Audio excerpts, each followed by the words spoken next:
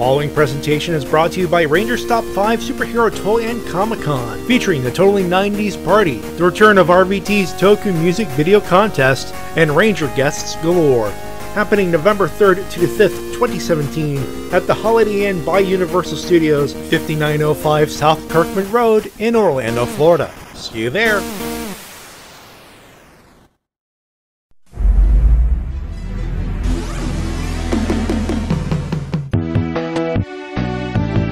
This is a presentation of RVT Entertainment.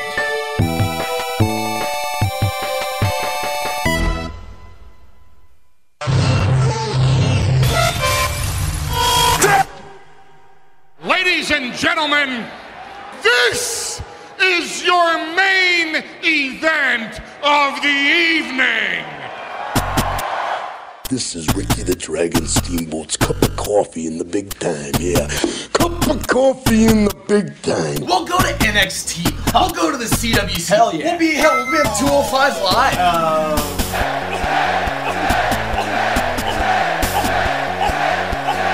I can truly say that I have the whole damn world in my hand. Goodbye and good night. Hey, hi, hello, ladies and gentlemen, and welcome to the Wrestle-Cast, presented by RVT Entertainment on the BrokenInfinite.com, Podomatic.com, iTunes, and wherever else you may find this fine audio recording, and live on RVT Entertainment's official YouTube channel. We're talking about professional wrestling, both in the mainstream and the independent scene. Oh boy. Oh boy, oh boy. How about that wrestling scene, huh? How about that? My name's Matty Jay, that's TWK. Yes, I am TWK, and hey Vince, you can't stop me from two-sweeting. Look, you can't hear, you can't see, yeah, but look at that, I'm look at that. two-sweeting myself. Yeah, too sweet, me, brother. Too sweet. In fact, Matty, put on the camera, too sweet the camera. No, just kidding. It's a little last minute, but let me See, this is why we should plan things out ahead of time. That's true. You know, but That's I what thought... happens when you just improv literally everything. Uh-huh. Hold on. Let me, Of course, Windows says I got a Apple, Can someone tell whoever's spamming my fucking email to tell you I'm an Android motherfucker? Fuck's sake. Anyway. Are we getting there it iPhone is. There's the thing. Here I am. A little less a minute, but there you go. Too sweet. Too Boom. And to quote Ollie Davis from Wrestle Talk, or paraphrase it, here's a gesture for you. Here's Silva. Sin and spin, Finny. Yeah. Anyway. Oh yeah. There's a lot to talk about this. We will get to that piece of bullshit. You believe you me, folks. We will get to that.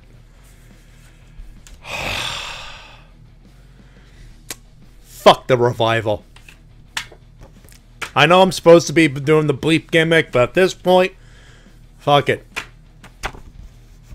Anyway, so we're supposed to have a third. However, we've been informed that our third will be joining us a little later. She will be a little late. She's Mumbles, and she's going to be joining us during the proceedings, especially for the third segment. We'll be talking about news, type stuff, and things, and King of Pro Wrestling, which is coming up this month. No, King of Pro Wrestling is next month, October 9th. October 9th. It's coming up in about a couple of weeks, actually.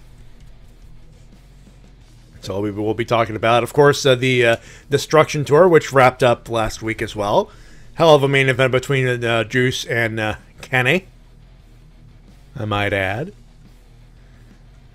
And, of course, the elephant in the room.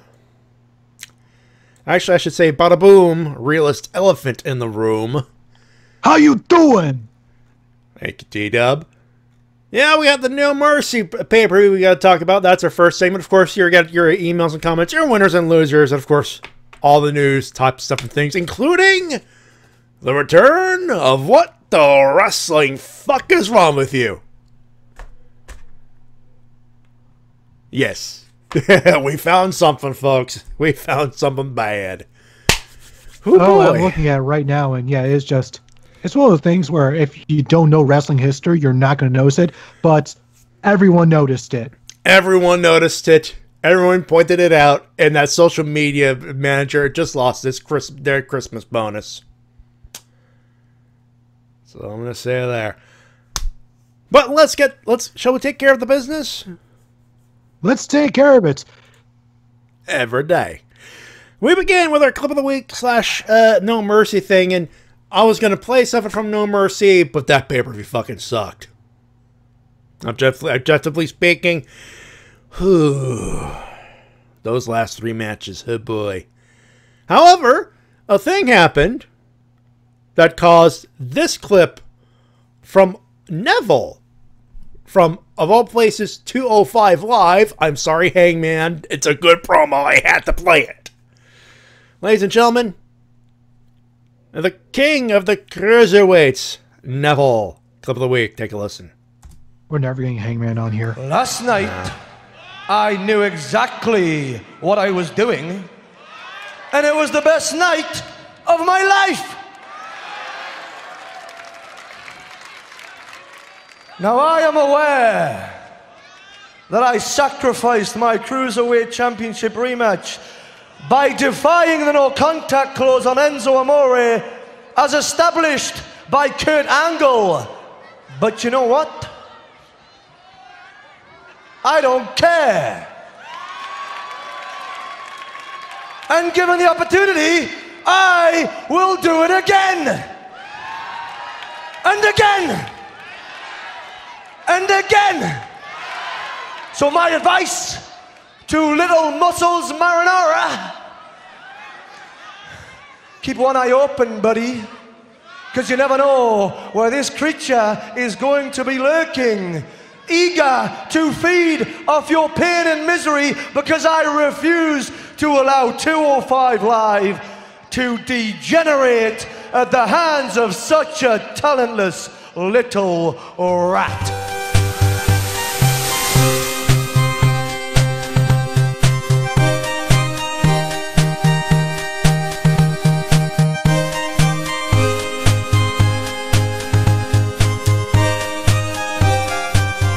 Let me begin this particular segment by saying the Cruiserweight title is dead. Long live the Cruiserweight title. I knew it! I knew it! We had a feeling. We had a feeling that we'd jinx something. But god damn it. They did the double turn in doing this. And they're trying to rehab the title. It's still dead, but we're going to have fun with the fact that Enzo Amore is going to be such an ass-kickable dude for the next 6 months. And they're going to have us have fun with it. I'm not complaining. Well, before we get to that, we do have an entire card to get to. We do. I will say this. I never thought I would say I'm looking forward to seeing Enzo Amore get his ass kicked as a heel, but there you go. We'll get to him. He was our co-goddamn main event. Oh boy. No Mercy. WWE production. It was a Raw affair this year round. Staples Center, Los Angeles, California. They got a hell of an undercard. The last 2 matches really, and the finish of the third to last match. Oh boy.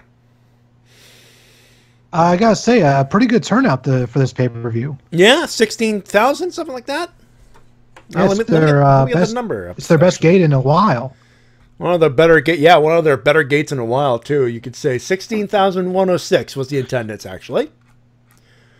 Definitely not better than what Raw and SmackDown have been doing. Yeah, we'll get to that. Oh boy, I'm sure we'll get to that. Sadly. But we begin with the pre-show match. It was Elias defeating Apollo Crews in a singles match during the pre-show. Hold on. Sure. We have a Matty D in the chat. Holy shit. Hey! Fucking too sweet, brother. Too sweet, me brother. For those who don't know, Matty D, aka Indie Fan 1, on both Twitter and Instagram. One of the best independent professional wrestling fans there is. He's gonna deny it, but it's fucking true. It's the truth. It's the truth, bud. The absolute truth. Who is going to attempt the entire week of Impact tapings, including Bound for Glory. By the way, that's going to take a lot of stamina because that is a whole bunch of wrestling. It's a marathon. I'm hoping to join him on Wednesday. For those wondering, I believe the tickets went on sale today. I should check that out actually, but we'll get to that. Let's see. I actually have the details in front of me when they go on sale. Pre-sale. When the pre-sale starts? Wednesday. So if pre-sale is Wednesday, then they went on sale Thursday. Yesterday. I will check that after the show. Enjoy the show, buddy. Hopefully I don't bore you too much. But anyway, let's get to the boring stuff, which is Elias versus Apollo Crews. That was a serviceable match, to be fair. Yes, it wasn't bad at all. And I was kind of surprised Elias won. I guess they're starting to build him up now. I think which makes sense. Is good. Which makes sense. I kind of feel bad for Apollo because from what I'm hearing, he's kind of in limbo now. Which is weird because they got kind of a thing going with Apollo Crews and Titus O'Neil. All they got to do is build up the stable a little bit, but apparently they didn't want to do that. Apparently, just like Elias is pretty entertaining with his singing. That is true. Those singing promos. It's a gimmick and it works. To the show proper, they started with the Intercontinental Championship, The Miz versus Jason Jordan. The Miz went over on this one, 10-15. The match was good. It was serviceable, a nice 10-minute match. It was a really good match. You had Jason Jordan, who was an excellent wrestler between the ropes. And Miz is no slouch. The Miz is absolutely solid. And so you had a really, really good match. And the post-match promo was not. Jason Jordan, I think, still kind of needs to work on his promo skills a bit. And the one thing I think is hurting him more than his promo skills than anything else is this whole storyline, because it really feels like the fans are not buying it. The fans aren't buying it, which, you know what? All you got to do is put him in the ring, have him wrestle good, keep the mic off him. You know?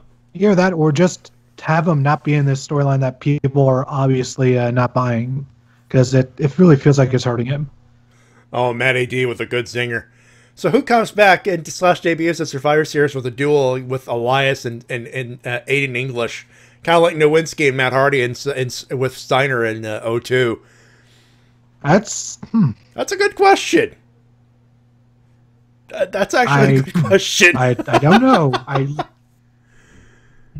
God damn it. It's something to ponder on, I think. Something to ponder on. Yeah, so like the review there, match was good, post-match promo. Whoever decided to do post-match promos, bad idea. Just in general. Not everyone can do it. Not everyone can do it. The best thing you can do is play to someone's strength. So the best way to boost Jason Jordan would be to focus on his athleticism, because it is amazing. And his facials aren't that bad to be at all fair. He has good moments. He's got some good facials, and the facials that he actually showed disappointment. You didn't need no post-match promo for that. Just show him walking up the ramp, pissed off that he lost. That's it. There you go. That's it's tried and true. Wrestling is that you don't always need promos. You can convey everything with just facial expressions. Good editing. That's usually what happens. And of course, Airball saw the Scott Steiner Shoney's billboard. That's been all over the place. Oh yeah. Come to my restaurant, guaranteed to leave a fat ass. Kiss some biceps there, buddy. Mwah, mwah, mwah. Next up, Finn Balor versus Bray Wyatt. Balor defeated Bray Wyatt sans demon paint. 11:35 was pretty solid. Yeah, solid match. Is there a reason why they want to keep this feud going other than they have really nothing for Finn? Is that what it is? I don't get it. I don't know. I choose not to get it. If you wanted, To me, if you wanted to have a feud ender, either their SummerSlam match or this one would be perfectly fine because he already beat him as a demon. He beat him as a just regular human Finn. What more could they do?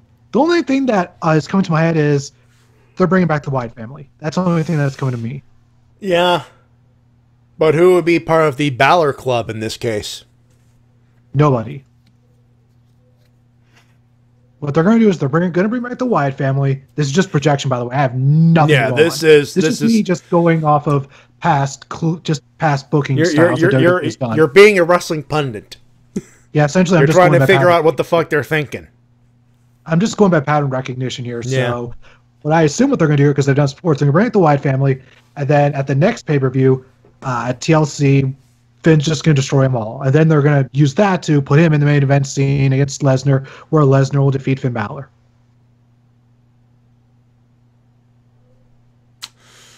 Still, man, Finn still won the feud.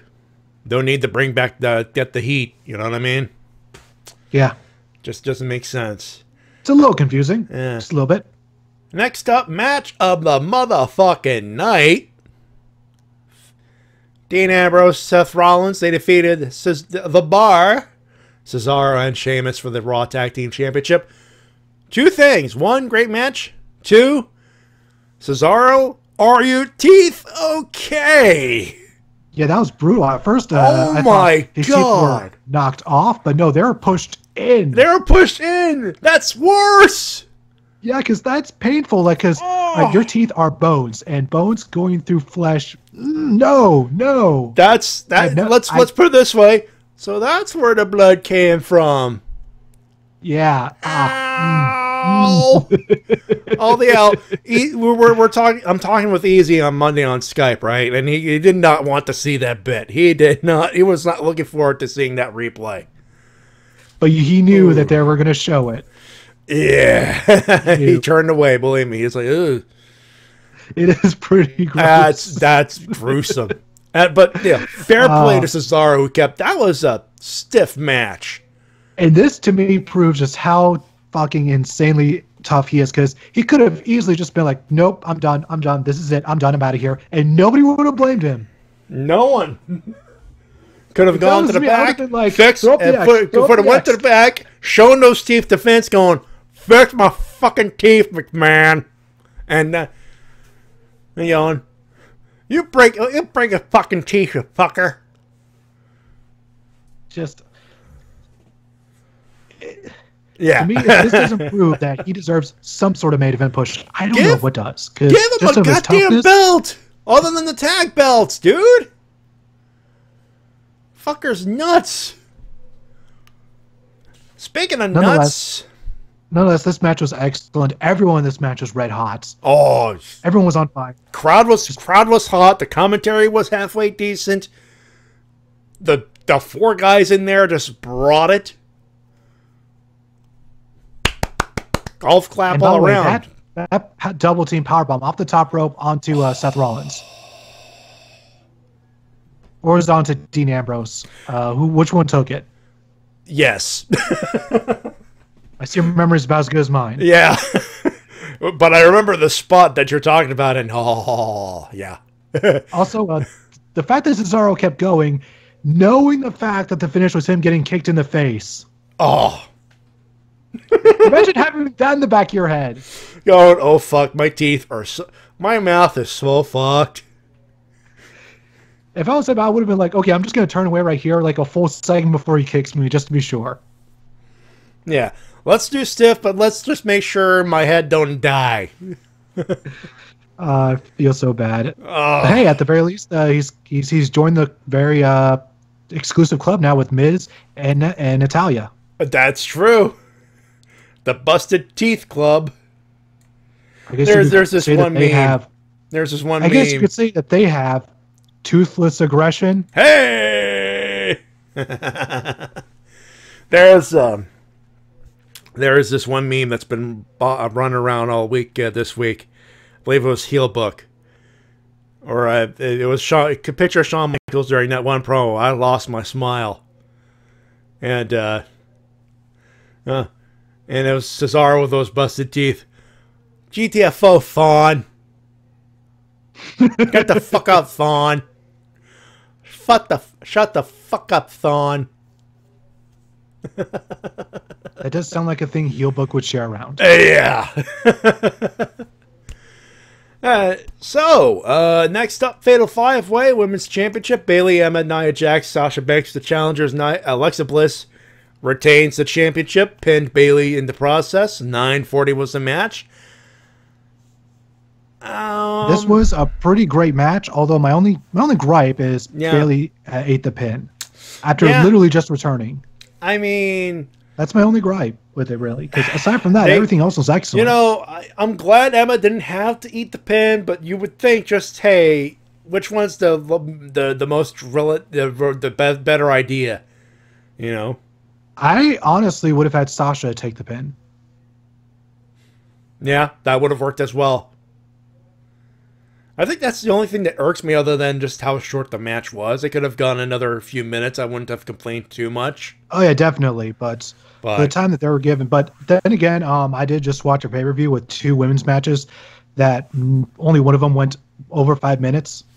Yeah, you were talking about No Mercy, 2002. Yeah. So this is still a step up. We're not complaining. We're just saying for the amount of human bodies in this match, the length of time just doesn't seem proportionate to what we were used to, at least in modern standards.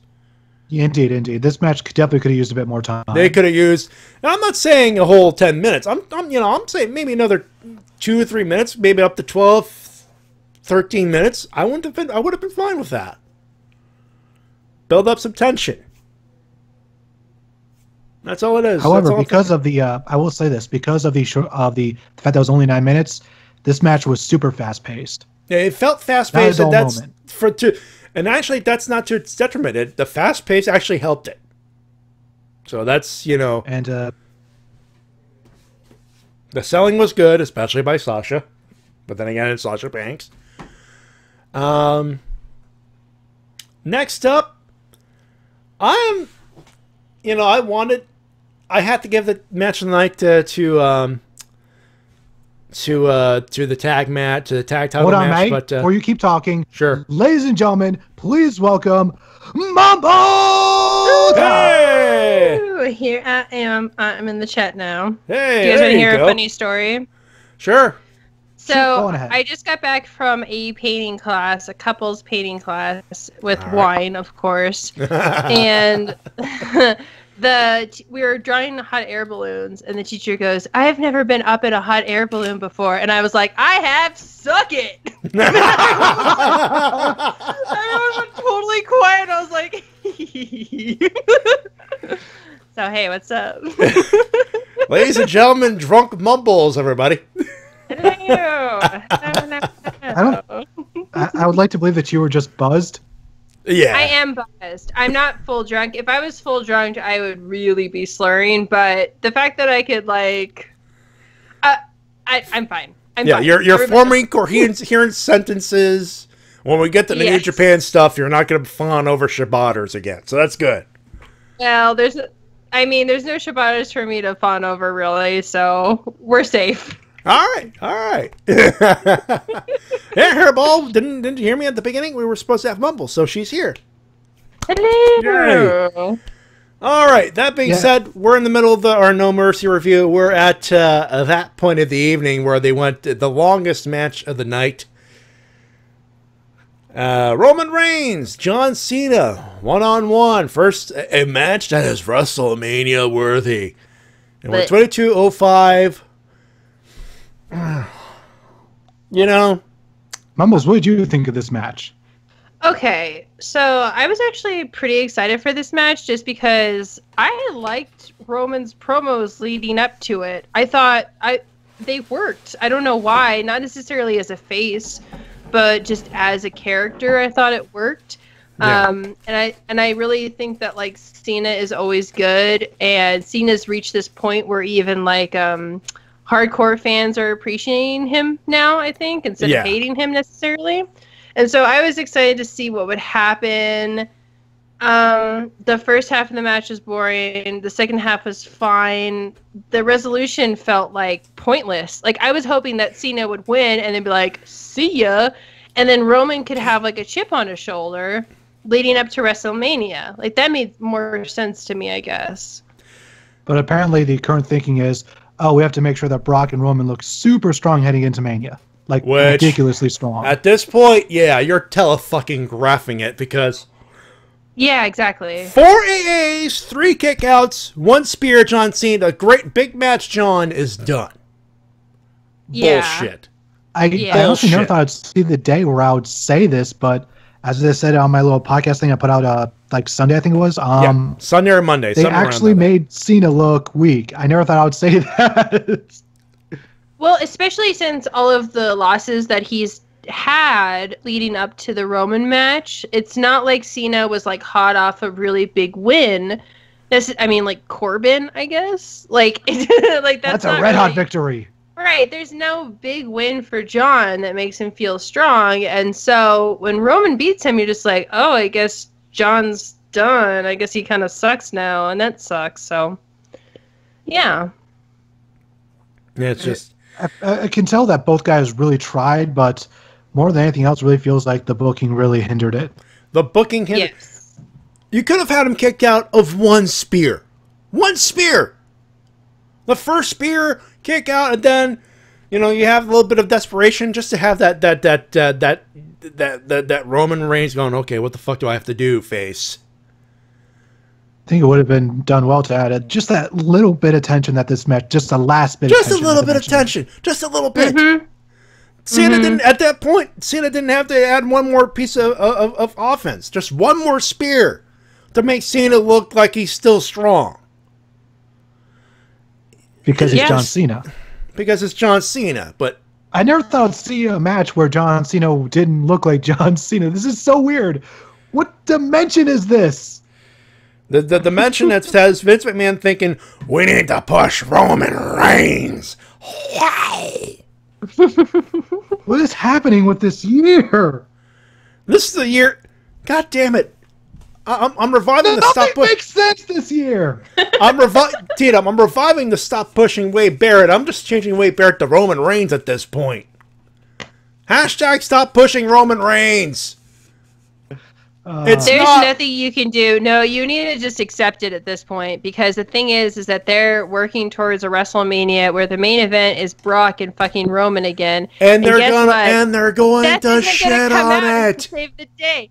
Seth isn't going to come out and save the fucking day. It's just going to be a fucking Brock and Roman match. This is WrestleMania 30. This is WrestleMania 32 in Dallas all the fuck over again. No, that was 31.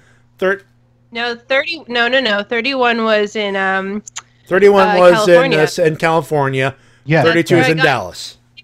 This is WrestleMania 31, except without Seth Rollins.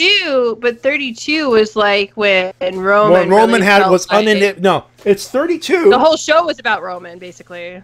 32 because no one was able to cash in. There was no one to cash in. None of the faces won at that WrestleMania. Fuck, that was the worst WrestleMania I've ever seen. Not true. I've seen worse WrestleManias, but in like recent memory, 32 was so bad because the whole point was to make you feel good that Roman won. So because none of the other faces won, and it was just like, this sucks. Like, remember that Brock Dean match? Jesus. Yeah, apparently that's due to Brock just not wanting to do anything in that match. Which is bullshit. Yeesh. I really wish that they'd let Dean Ambrose just go hog wild during a WrestleMania hardcore match. Just like, okay, Dean, here's a whole bunch of weapons. Here's you, and here's another guy. You guys are allowed to just go freaking crazy. Just go nuts. Go nuts. Just be careful. Yeah. Just no bleeding. Right. Go nuts. But you can bleed before but you know what I'm talking about. You guys know what I'm You can blade before you go out. Just make sure you put Vaseline and some makeup on there, so when someone headbutts you, no one can tell that you fucking bladed. What could you referencing? Yeah. Ooh, I wonder what that be. Ba-da-da-da, ba-da-da-da. Happy anniversary of Jiu-Jitsu, jack off. Also, Cold62 in the chat points out that Roman Spear Cena through a table looks like he DDT'd himself. Yeah. He pulled an edge. He pulled an edge. Oh my god. Serves you right, you wet hair son of a bitch. Anyway. Someone's bitter. Ooh. I'm sorry, but why do you stop pushing Roman Reigns? Period. Moving on. The fact that not too many people want to buy him as the guy. Not anymore for me, anyway. And now, ladies and gentlemen, the elephant in the room. How you doing? Best cruiserweight champion of all time. How you doing? You know, at the time, and I still believe this now, the Cruiserweight title is dead. 1040 Cruiserweight Championship. Neville defended against Enzo Amore. And one kick to the balls later, Enzo Amore, Cruiserweight Champion of the world. Did either of you watch 205 Live this week? I did, and I actually watched Raw as well, despite my better judgment. I did not, but I did hear that they turned Enzo heel. They did so on Raw, actually. But kind of. The thing is that he tried to do heel stuff, but people were still, like, chanting with him and saying his phrases with him and cheering him, and he was still, like, high-fiving little kids. 205 Live is just now, like, Enzo's show. Like, it's not about cruiserweights anymore. It's not about good wrestling. It's about Enzo. That's disappointing. Which is perfect because if you want Enzo heel, the way he's been, especially the way I happen to follow a few the superstars on Instagram, and if you follow Amore's Instagram, it's that he's really taken to that Hollywood star gimmick heel type of thing. Oh my god! Don't get me fucking started. Like when he went to that boxing match, like all he did was take selfies with like rappers that he saw while he was there, and they all had the same expression on their face, like, who is this fucker? Oh yeah. So yeah, they probably just thought that he was just a really excited fan. Yeah, honestly, with weird hair. But Hairball brings up Lance Storm's tweet where he said that he's no longer that angry at David Arquette winning the world title. Yep. Oh, yep. I don't blame him. At least David Arquette did that crazy ass like Tower of Cells match. Do you remember that with like DDP? Yeah, the triple cage match. The triple cage match at Slamboree. I remember that. At least David Arquette was there for that. Like, dang. Also, when they had David Arquette win the world title, he did it by pinning Eric Bischoff. Yeah. One non-wrestler pinning another non-wrestler. Yeah. And he immediately lost the title the next week in that triple cage match. Yeah. There you go. It wasn't bad. It was fine. But Enzo, the problem with Enzo is that he's probably going to have the belt for a couple months. And by that point, again, 205 is going to be dead. 205, the Cruiserweight title's dead, but they're doing something with it, and they're turning Enzo heel. Which, considering his character and how his character started in NXT, that part makes sense. It doesn't make sense now, though, because his whole thing is selling merch and like hyping up the people in the crowd. And so now that he is a heel, if they were going to really go heel with him, he can't do the chants anymore. He can't high five little kids. He can't sell merch. Like to be fair, in 2017, to be fair, this is 2017. Yeah, at this point, kayfabe's dead. I will say this: even if they do turn him heel, he'll still sell merch. He'll still sell merch. He'll still work his ass off. As I'm a Muscles Nair shirt. You buy it at the merch table. How you doing? However, I do agree that what they should do is definitely take away his mic intro. Yeah, I don't know, and I don't like the phrase that kayfabe is dead, because yeah, it is. But on the other hand, like with other promotions that aren't WWE, you don't know when something is a botch. Sometimes you don't know when something is real. You don't know how hurt some guy is. So there's more gray area in other companies. WWE just doesn't give a fuck anymore. So the problem with WWE right now is that everything just feels so corporate and just almost like focus tested, I guess. Yes. Yeah, and it doesn't help that it's all, micromanaged by Vincent K. McMahon. It almost feels like everything is just almost nothing feels organic. And the only time anything does feel organic, it's because something the wrestlers do, not the creative. Mm-hmm. Well, and the other shitty thing is that when a wrestler gets himself over, he gets punished. Like Dean, when it was so funny because my husband was wearing the old Shield shirt that we bought like when the Shield first started. We both got matching. Shirt. Yeah, we got matching Shield shirts. Oh, the Hounds of Justice shirts. Yeah, I have that too. Yes. Oh, yeah. Mine isn't Hounds of Justice. It says the Shield on the front and the back. It says Justice isn't free. Oh shit, that's a real old one. No, I got the Hounds of Justice ones. And on the back, it has the silhouettes of all three guys, and Dean's in the front, and then you have Roman and Seth in the back. And I was thinking, like, Dean was supposed to be the guy. Like, everyone loved Dean when he was in the Shield. Everyone wanted him to get pushed. The Undertaker, like, specifically wanted to have a match with him when he was in the Shield. And now it's like Dean is just kind of a joke.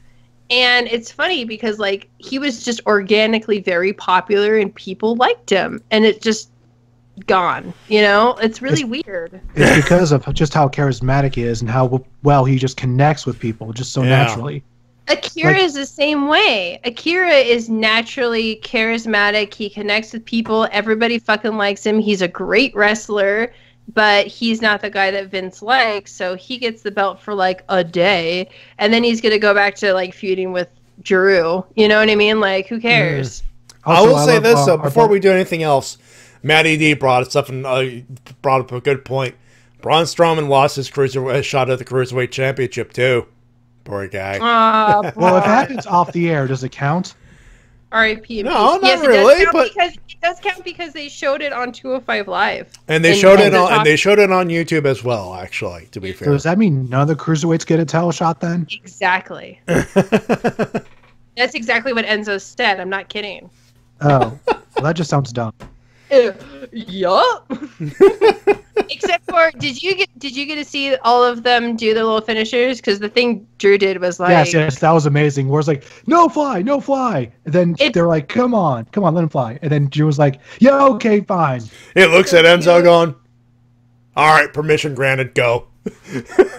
My progression with Drew Gulak has been like, this guy sucks. He looks like a LARPer, to campaigning, that's stupid, I hate him, to I guess I kind of like him, I guess he's kind of funny, too. I love Drew Gulak now. He's my favorite. You know what the funny thing is? This campaign gimmick was the exact same thing he did when he was CZW Heavyweight Champion. That is the truth. I remember that bit. Yeah. Yeah, the only difference is that his whole thing was a campaign for a better CZW, which meant he was trying to get rid of all ultra-violent death matches. Yeah. Oh, yeah, I think I remember, like, hearing about that. But he's great and funny. I don't know if you saw, but, like, on 205 Live, he was talking about, like, Drewtopia, and he got this, like, real serious look on his face, and, like, really sincere. Like, he really just wanted, like, serious wrestling matches where you shake hands and you do your best. It's just like, Drew Gulak's a fucking gem.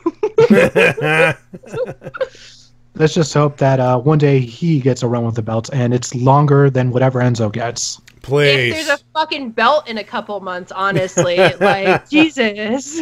If there's a belt, a division, and a show. But anyway, we've given this piece of bullshit a little too much time. I think we talked about this longer than the match actually went. Yeah, because this was 10 minutes, 40 seconds. And Enzo Amore's the new Cruiserweight Champion. I like what they're doing. I just don't like the fact that they did it. And it actually went longer than the main event of the evening. Went longer than the main event of the evening, which was Brock Lesnar versus Braun Strowman for the Universal title. This is not the worst match of the year. However, it is the most disappointing match of the year. Considering the build-up and the last time they technically met in the ring. It's not the most disappointing. The most disappointing is the rematch for the belt with Bayley and Alexa on Raw. Fair enough. That was the most disappointing. Fair enough. This was a close second. Fair enough. I'm talking pay-per-view, though. Oh, okay. Pay-per-view wise, considering the amount of sudden violence That happened at SummerSlam, and all we got is they kept in ring. And I'll say this: Brock retained, so obviously he looks strong. Duh.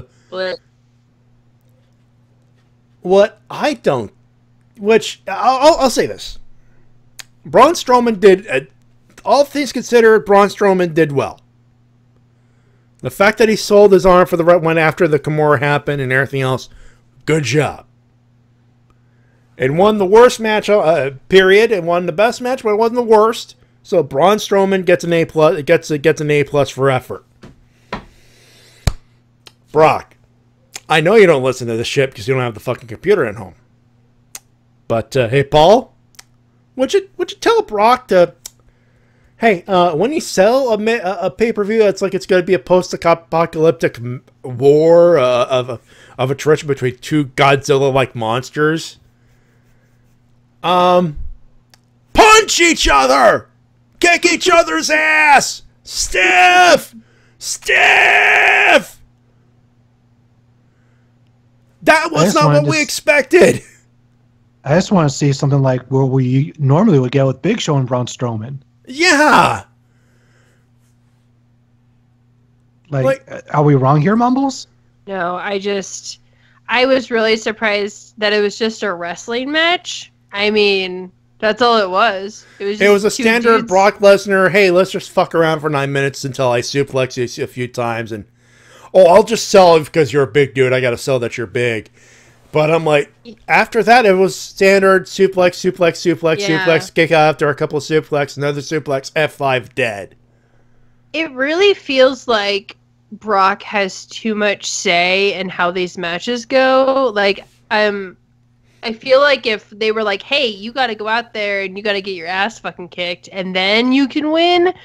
But it felt like Brock was like, no, I want to kick his ass too a lot instead. For the amount of money I'm paying him, I'm telling him, you're going to do whatever the fuck we tell you to do.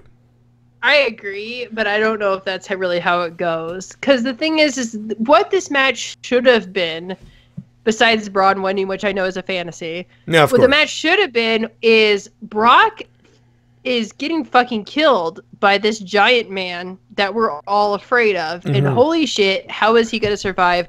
Woof, he survived. That was insane. Wow. Braun is crazy. He should not. Brock should not have gotten away with as many suplexes. What it was I guess we're going to have a bunch of holds in this match. Like, weird, like, there was way too many holds. Like I'll say this. I actually liked it when Brock strapped the Kimura, because it made it look like he's desperate. I was confused. Yeah, here's my problem with the Kimura lock. Braun reached the ropes 3 times. Mm-hmm. Referee never broke it. True. Yes, I kept going, fucking ref, break the hold. I was too distracted by that too. So. But let me put this. In the story of the match, I like that they put the Kimura back in. Because it's like, okay, he's desperate. He's just trying to find a way to actually stop Braun. And the suplex ain't slowing him down. Fuck it, I'll break his arm. Yeah, that part makes sense, but I'll agree with you. The fact is, you should have done that in the middle of the ring. I would have made it a little more dramatic. But yeah, they definitely should have done it in the middle of the ring, and just the fact that Braun kept on leaning over to the ropes because he had to keep his balance. Yeah. Yeah. And the fact the referee did not break the hold, it completely broke my illusion. Yeah. Yeah, same. And it's also just so transparent what they're doing, and anyone who watches, even a casual fan, will be like, well, they're obviously building to a Brock Roman match. Cool, I guess. Like, I remember when wrestling felt like there was more surprises, I guess, and maybe it was just because unpredictable. Yeah, or if there was a build-up, it felt good. Like, I mean, okay, I'm gonna do it. Fuck it. Kenny's and Nayato's build-up felt good. Juice's fucking build-up feels good because you are with these guys and you see them fight and you see them try and you want them to be in the big show and the big match forever. You know what I'm saying? But with Roman, it's like this guy has been in big matches since the beginning. We all know he's handpicked. We all know that fucking Vince has a crush on him. Blah, blah, blah. And, like, Brock, we're like, okay, cool, it's fucking Brock. I guess that guy's tough or whatever. It just sucks. There's no surprises to it. There's nothing that's like, oh, that's interesting. Like, that's why I wanted the Cena Roman match to have a little bit more dynamic to it, I guess, because Cena can be interesting. And there were spots in his match where he was. Like, remember when they chanted him to do one more time and he's like, no, I'm not going to do that. But guess what? I'm going for the fucking tables. And we're like, yeah, John Cena, you're the best. Like, there's just none of that with Brock and Roman. So, fuck it. I'm done ranting. Yeah. I think there's definitely a lack of organicness, and I can. Yeah. It just came to me that I can tell you the exact moment where a lot of the organic just left the WWE, just the main event scene for at least now the Universal title scene, where it just felt like it went away. It was the exact moment when The Rock challenged for the WWE title at the Royal Rumble. Yeah. When he announced for that. Yeah. That was the exact moment. Just we know what's happening, and from that moment forward, there's just been a constant like string of matches where we're like, okay, we know where this is going.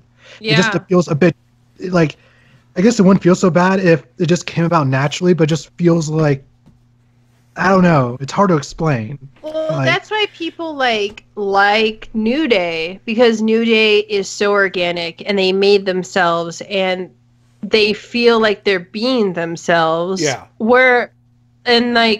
They're the only group that really gets to be themselves and be successful. Whereas, like, Cesaro gets to be himself, but he's not that successful.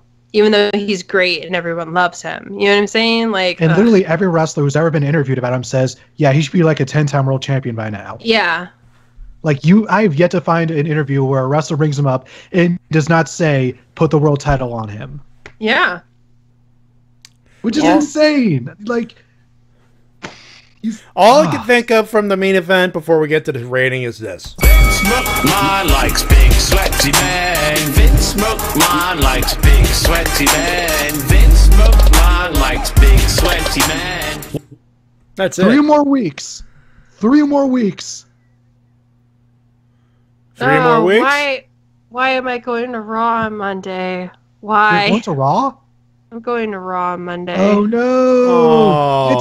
You won't be able to see your husbando AJ. But I've got those box seats, so it's good. You see, got box seats. Nick works for a very good company, so we got those box seats. Hey! You know, wear your Okada jacket. That's right. There you go. You could boo in the comfort of a seat while sipping on bubbly. That's right. Boo! I say boo this Roman Reigns person. Boo! I'm from the box seat. I don't like him very much.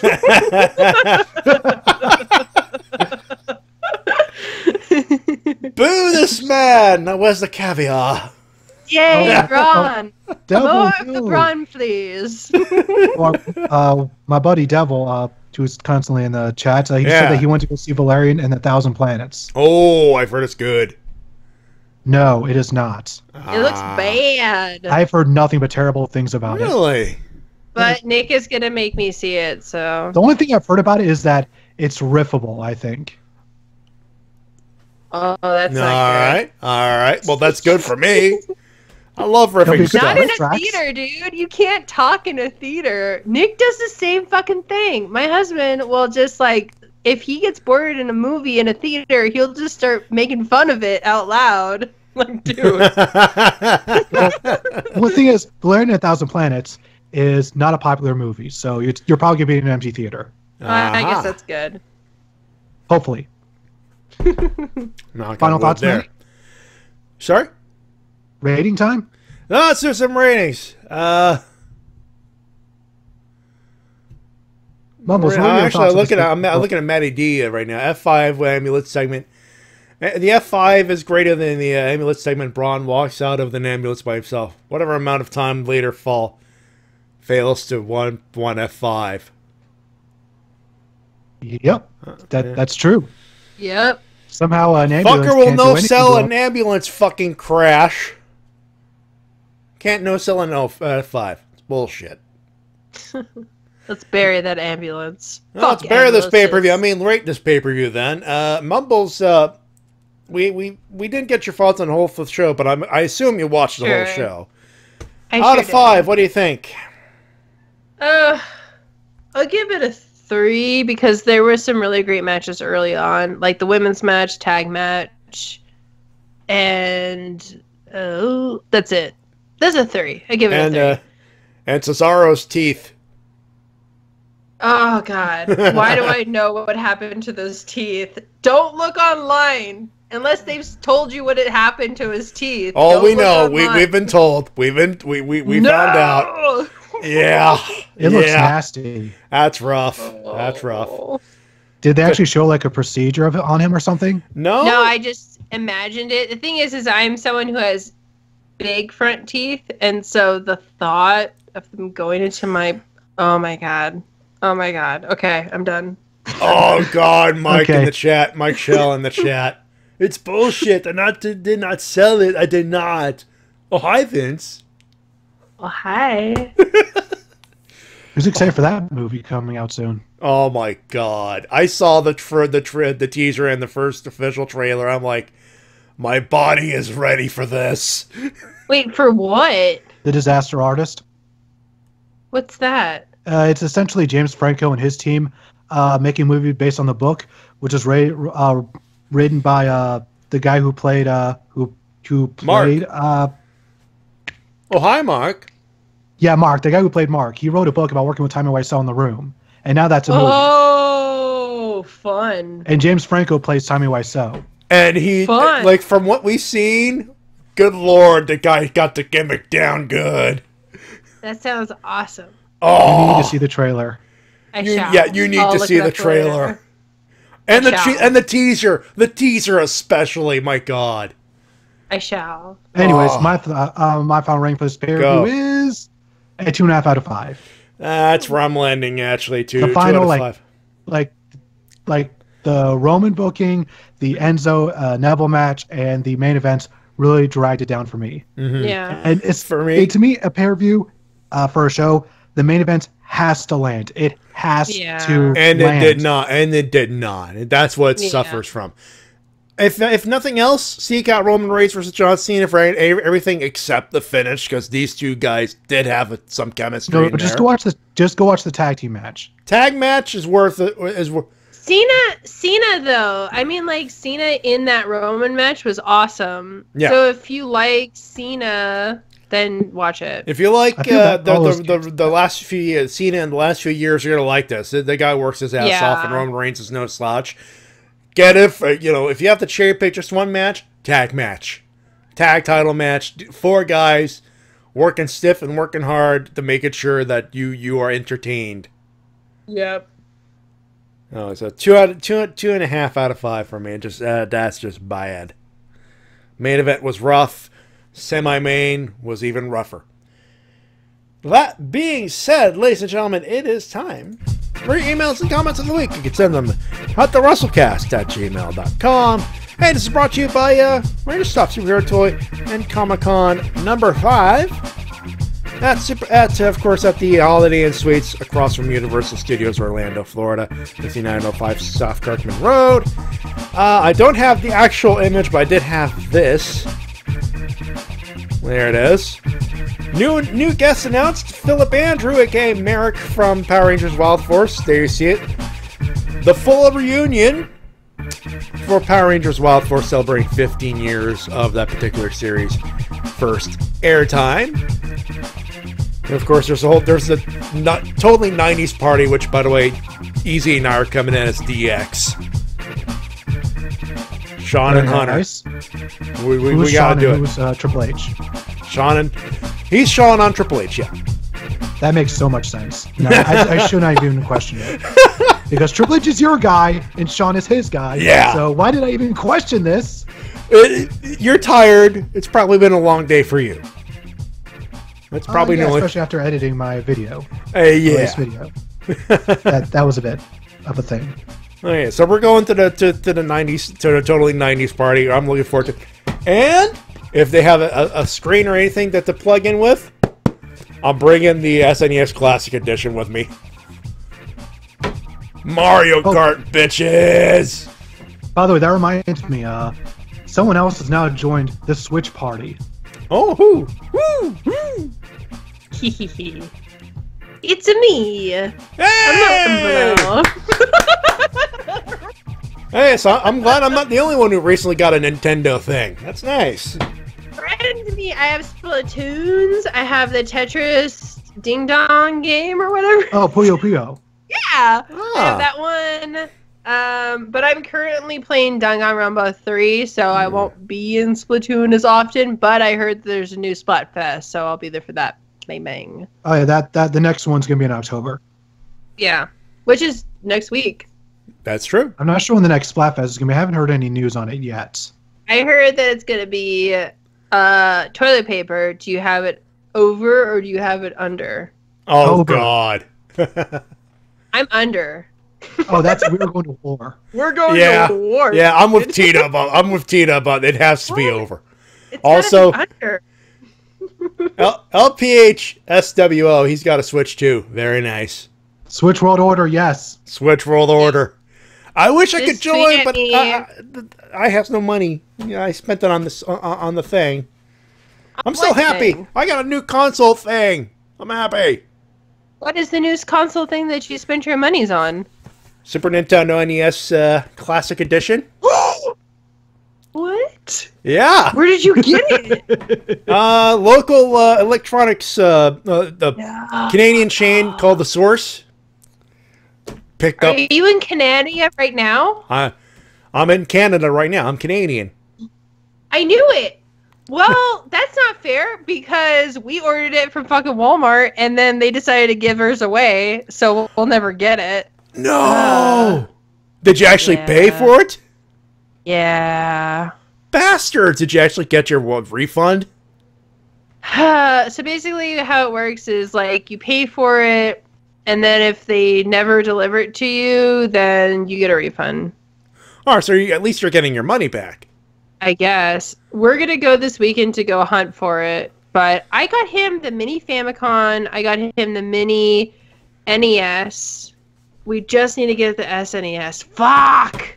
And a Famicom, Super Famicom Classic. That's what we have. Ah, Oh no, we don't have. No, we don't have the Super one. We just have the regular Famicom. It's Dang still it. awesome. There are some games. There are some that are exclusive to the Super Famicom Classic. That is true. We'll get that while we're in Japan. Ah.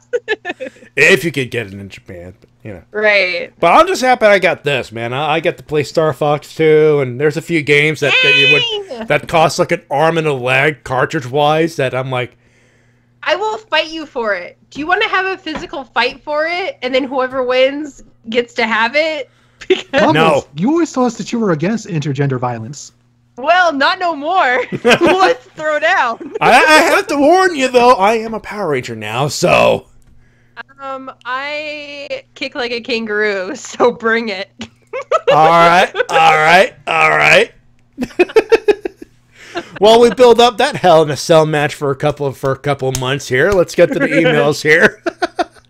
We begin with our good buddy T-Dub. You know who it is?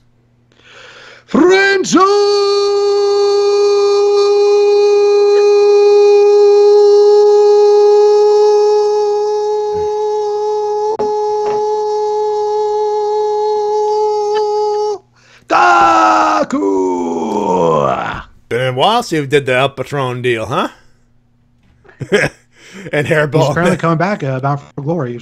The current news rumors saying. Yes, that's true. That's true. I know, Mike. You know, of course, Hairball in the chat, Dario, ring the bell! And Mike is in there. Remember, Matt, you can only use your power for personal. You can't use your power for personal gain. I'm not gonna. But I still can defend myself. So, Mumbles, all I have to do is trick him into hitting first, then he can't use his powers. Don't There worry. you go. Fighting boys is really easy. You just kick them in the balls, and that's that.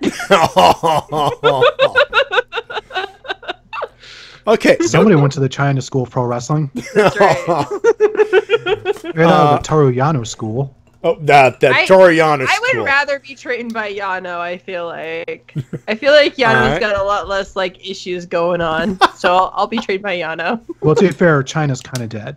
Yeah. Yeah. Anyway, but before there you go. Note to self: wear a cup.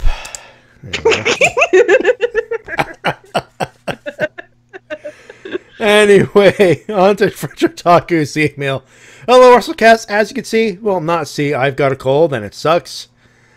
I since was supposed to spend the weekend somewhere else, and I am in so much need of healing. Genji, I need healing. Not now, Genji. Well, that's a time again we to look at wrestling and pay-per-view to look at. No Mercy. Missed opportunity. That's all I could say about it. Some matches were good, especially the tag title match. So, Cesaro, give this man props to carry the match with 2 broken front teeth. Mofo deserves a medal of raise or hell, a world championship. But for the rest, I don't know. Alexa pinned Bayley to retain her women's title. Why bringing Bayley back just for that? Reigns wins with just one spear after receiving 4 finishers. Stop it with that Superman persona, Vince. Neville lost his belt thanks to Dick Kick City, and Strowman did the J.O.B. versus Lesnar, meaning that Reigns Lesnar 2 at WrestleMania 34 in the main event will happen. Strap in, the salt will be real. And he actually agrees with the ranking 2.5 out of 5. His final ranking there. He didn't care about Raw or SmackDown since they were dull, outside of Enzo being killed in the celebration to Neville. Ultima Lucha 3 Part 1. Holy shit. So forget the handicap match between Famous being Tejano Jr. Also, hello Dr. Wagner Jr. Before the unmasking, unfortunately. The 3 stages of hell, aka Hell of War, between Killshot and Dante Fox. That was so violent. You got black glass shards, barbed wire tables, even lump of flesh dropping in the ring. If you can't handle the violence, this ain't for you. It's definitely some CZW level of violence, and I love the ending between being symbolic, but is a great ending to the feud. It's just the first night. October will be amazing. Yeah, I actually watched that match actually, and yeah, that's a hunk of human flesh there. Do you see that match, Mumbles? What match? The Hell of War between Killshot and Dante Fox. Oh no, I did not watch Lucha anymore. Was it great? It was extremely violent. It's CZW even levels more of reason violence. for me not to watch. Yeah. You don't like blood? I don't like too much blood. A little color is fine with me, but when like they start like ripping into each other, I'm like, oh, that's enough. That's enough for me. I take it you're not a big fan of Randy Orton versus Mick Foley then. Yeah, exactly. Did you ever hear the story about that, by the way? Just real quick, the thumbtack story. How when Randy was like, okay, I've got to take a spot on a thumbtack. So he put like a thumbtack down on the piece of, on the table, and he like touched it, and he's like, ow, that hurts. He's like, I don't want to do this anymore. But he took the spot anyway. Because he is a professional at the end of the day. Right. Yeah. And I can't imagine taking that, just all of those thumbtacks and just various parts of your body, just no, because you don't know where they're going to end up when you hit the mat and then it sort of bounces a bit. You don't know where those thumbtacks are going to go. Hey, let's be fair here. Could be worse. Could be Lego. Oh yeah, that's fucked up. I've seen a Lego death match myself. I have. Oh, you have? Yes, I have. They're fucked up. Yeah. I've seen like clips of them and stuff. They're really fucked up. I've seen a Lego death match myself. Unfortunately, I have not seen one in person, but I will tell you, having seen a couple of them, fuck. Ugh. Anyway, winners. The Hell of War match between Killshot and Dante Fox. Give these men a medal of bag of ice. Plus a raise. Mike Bennett and Maria Kanellis awaiting their first child. Well, this is the greatest moment of their lives.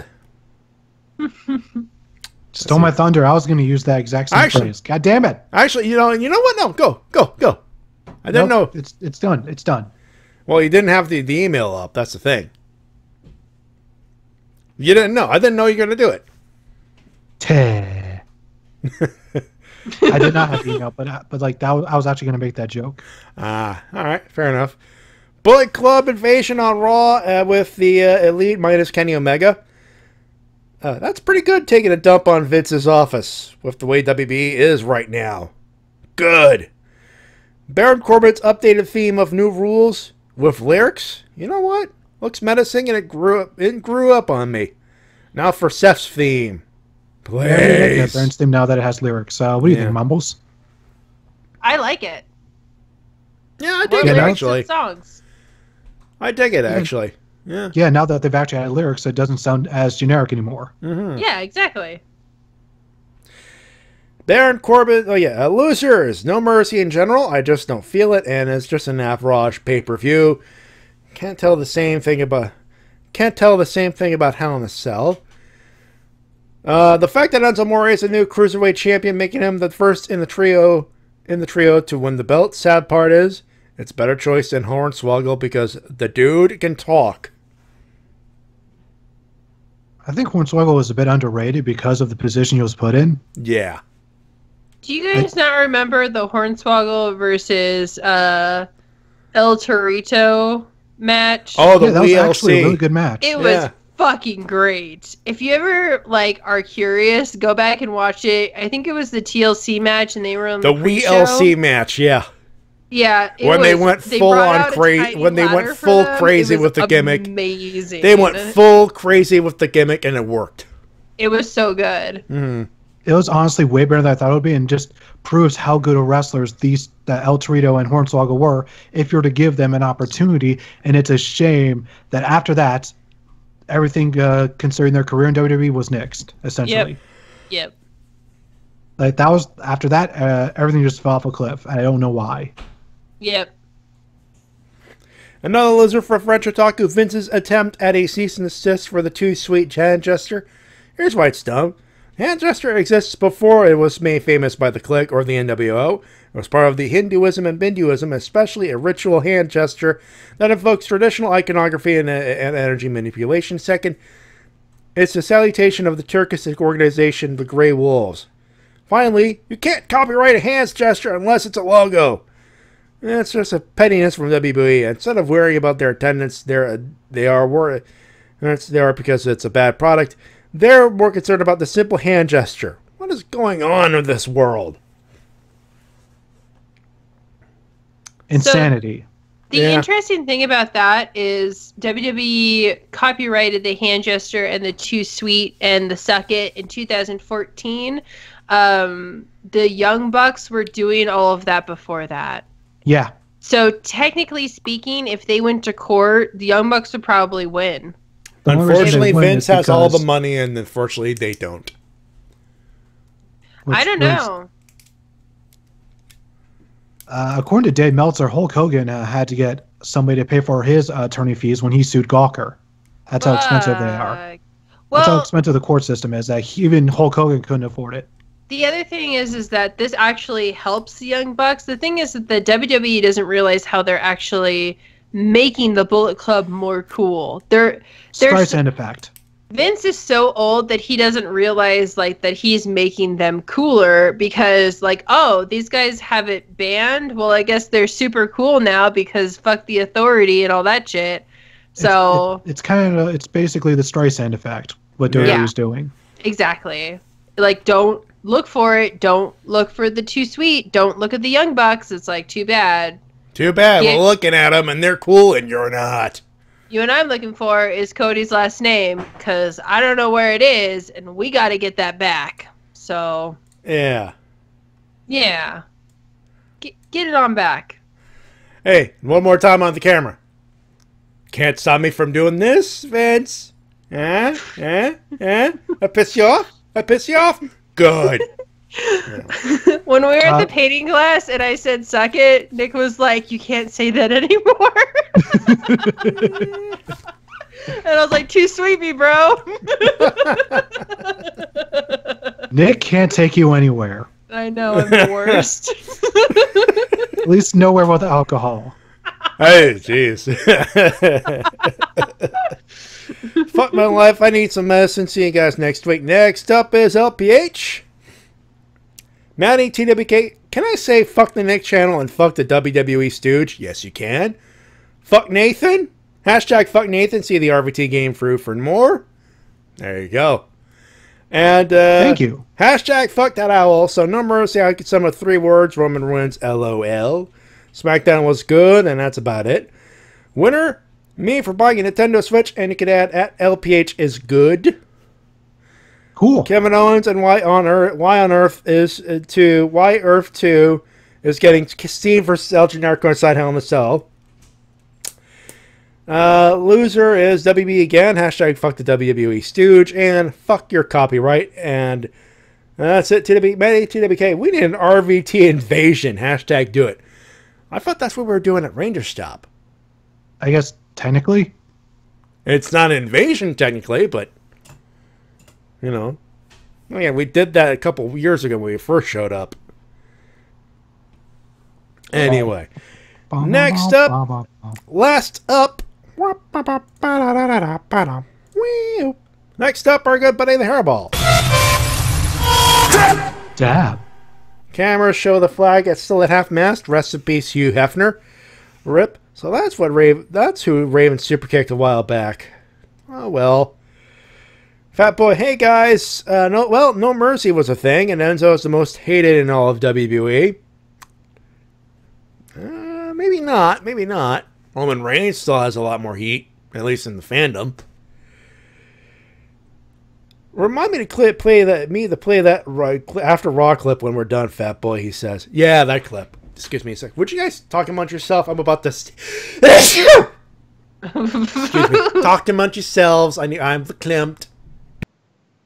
All right, so Mumbles, did you play Life is Strange Before the Storm episode 1 yet? No, I'm waiting for the whole thing to come out, but I've heard it's all right if you like stepdad issues.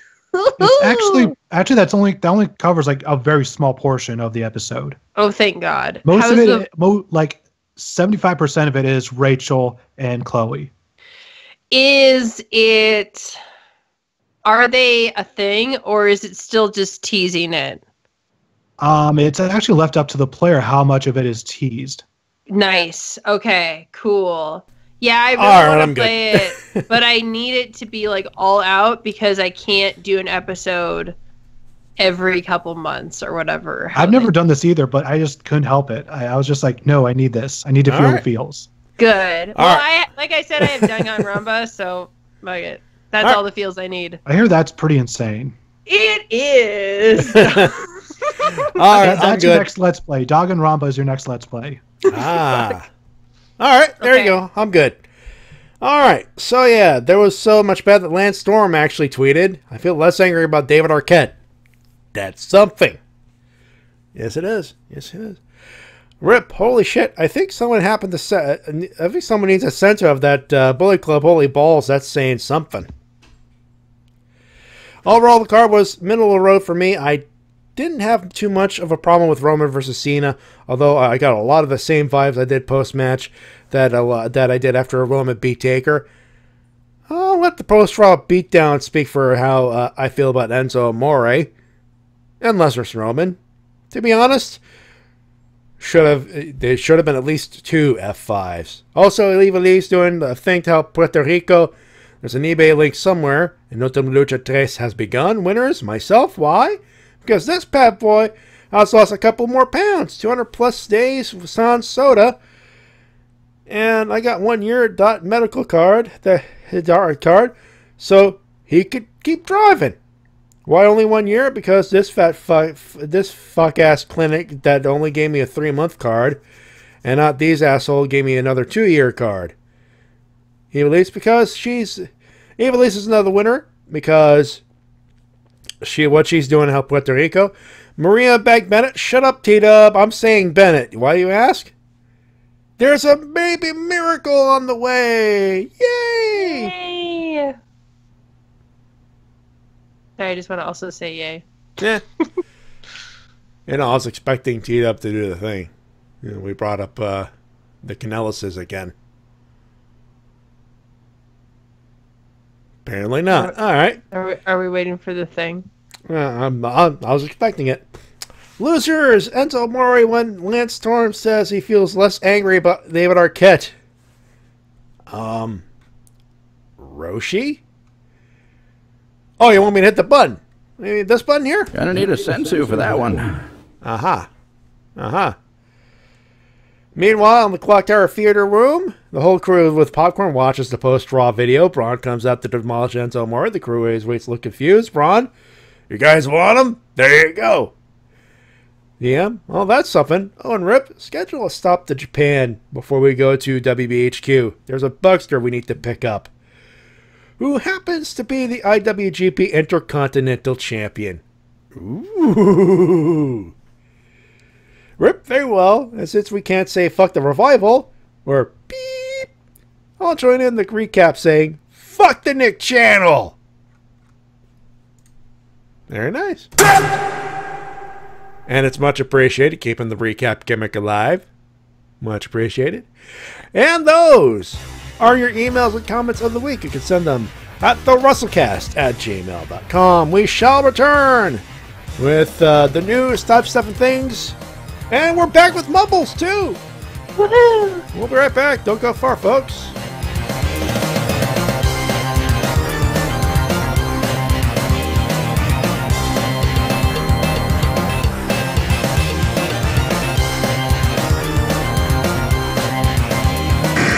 And now a word from our sponsors. Dave Chappelle here. I'm setting this guy up on a blind date to show that right guard extreme sport works under the most extreme conditions. Ladies!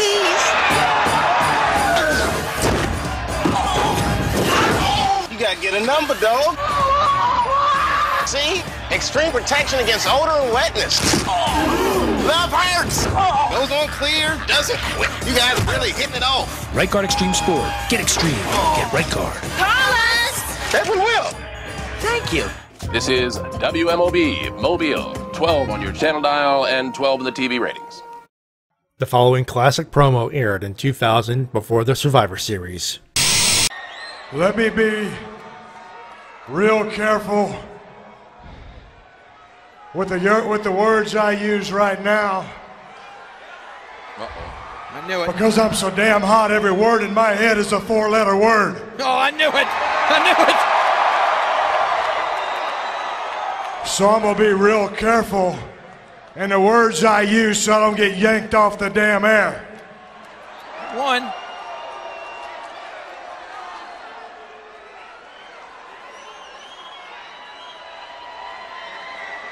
Can he talk without cussing? Oh, yeah. He's got a lot on his mind. Can't think about what this man's been through the last year. When I got here a while ago, I asked somebody, I said, where's that sorry son of a bitch, Triple H? I knew he couldn't do it. And they said, oh, hadn't you heard? Triple H is at the house right now with a back injury. Then he said, hey, I guess that's good for Triple H, huh? I said, that ain't so good for Triple H because we could have ended this whoop ass right here tonight. But now he's got to sit there at his house and wait and wait and wait until Sunday night at Survivor Series. 6 days and counting. You know, Hunter, all last week you kept saying, Austin, you never saw it coming. You never saw it coming. Well, let me tell you something. This Sunday night, you're going to see every single bit of this ass whooping coming unless I swear your little beeper's shut. Oh, no. It's going to be ugly. It's going to get nasty in Tampa. Triple H, you took a year out of my life. You became the dominant force in the World Wrestling Federation, That's true. etc., etc., etc. Now, I could have ran you over with a car. That'd have been easy. I could have ran your little car over with a monster truck, and that would have been easy. Oh my gosh, you can do that, all right.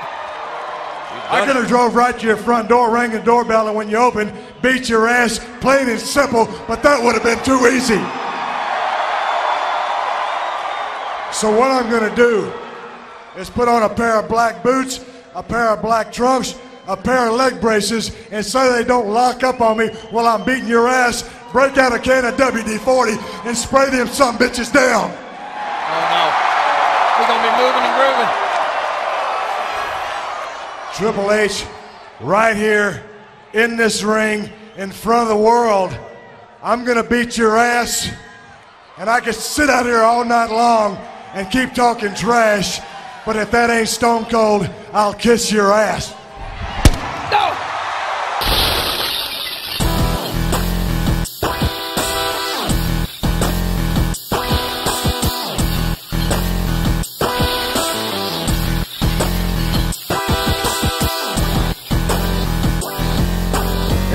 There you go, and we're back here on the Wrestle-Cast, presented by Reverend Entertainment on the BrokenInfinite.com, Podomatic.com, iTunes, podcasting places, and of course live on RVT Entertainment's official YouTube channel. Trying to do a little something different with the third segment promo. I might bring it up again in a few months. It was just one of those things I wanted to try out something different, and to be honest, I think it's one of my favorite Stone Cold promos, and it doesn't get, you know, the amount of love that all the other popular promos get, so a little something for you. Matty Jay and TWK, of course, Mumbles, our guest, who was not liking Jerry Lawler on commentary there. No. Neither of us were. He's just so obnoxious, and not in a good way like Heenan. Yeah. Oh God. Yeah, it was a little better with McMahon, anyways. My opinion.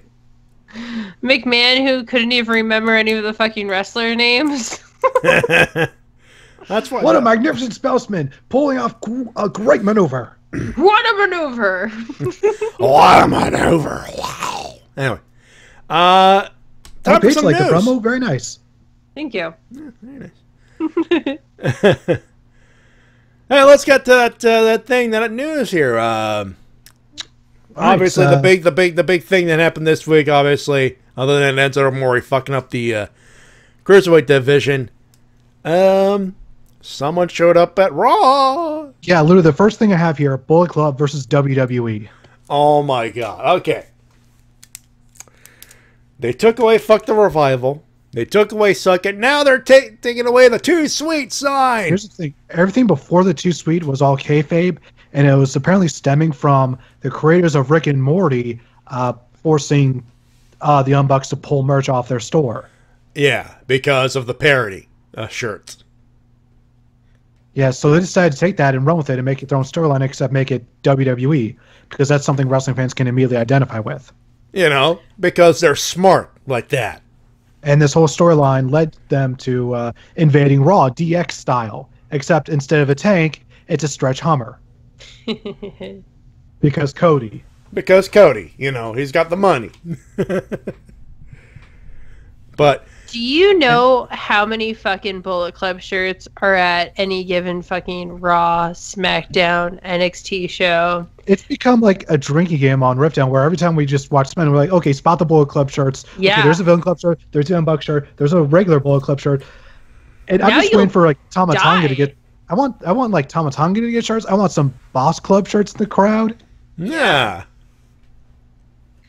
By the way, I do not want to be the person that tells Bad Luck Fale that he can't Too Sweet people anymore. I'm not going to be that guy. Oh my God. He's just going to keep doing it. He's going to keep doing it. And what's Vince going to do? What's Vince going to do? Hire him? You know? Oh, now you're threatening him. Yeah, he's going to hire him and turn him into a generic just monster that loses in 5 minutes after you build him up for 6 months. Hi, Braun Strowman. I'm sorry they fucked you up. Now I'm sad again. Anyways, yeah, so they did this whole like being the elite episode there, and the episode ends with them finally catching the WWE stooge and Marty Scurll shooting him in the face. And we never get to see who the stooge is, but apparently we are going to find out in the next episode. Oh yeah. So that's gonna be fun. I can't wait. But yeah, apparently when they filmed this, their invasion, Vince was not happy about it. At all. Because he didn't mind it until they started saying stuff like, "I don't have a ticket. I got my ticket for free, bitch." Yeah, apparently that was what pissed Vince off. But hey, Vince, like maybe fucking book your show so people actually want to buy tickets to it instead of getting them for free with a box seat because you've got a husband with a good job. Otherwise, we wouldn't be buying tickets either. Apparently, one of the things that also worried Vince was he was apparently legitimately worried that all the Bullet Club guys were going to buy tickets and show up on TV. Oh, I would have marked. Easy and I were watching for those guys. I am not kidding. Here's the thing, I know they weren't going to do that because, like, Cody and the Bucks are friends with like half the people on the roster, so they wouldn't do that because that would be disrespect to them interrupting their matches like that. They wouldn't do that. Only a mark would think that would happen. Only an actual mark would think that would happen. That wrestling is real. Mark? Oh, am I? Wait. Will that make us marks? Da da da! Let us scream, for God's sake. I knew they weren't good. Like I said, like they're friends with people on the roster. They're not gonna like do something that disrespectful. They're just they're just showing up to have fun. And they were literally fucking around backstage, or not backstage, but they're fucking around in a parking lot, giving away free T-shirts. And Vince apparently got his panties up in a wad. Because he's not the coolest dude on the block anymore. I mean, that's the best thing about all of this is the Young Bucks don't need WWE.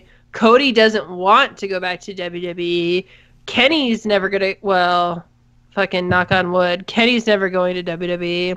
So, like, you have all of these super fucking talented, super popular dudes, and Vince can't have them.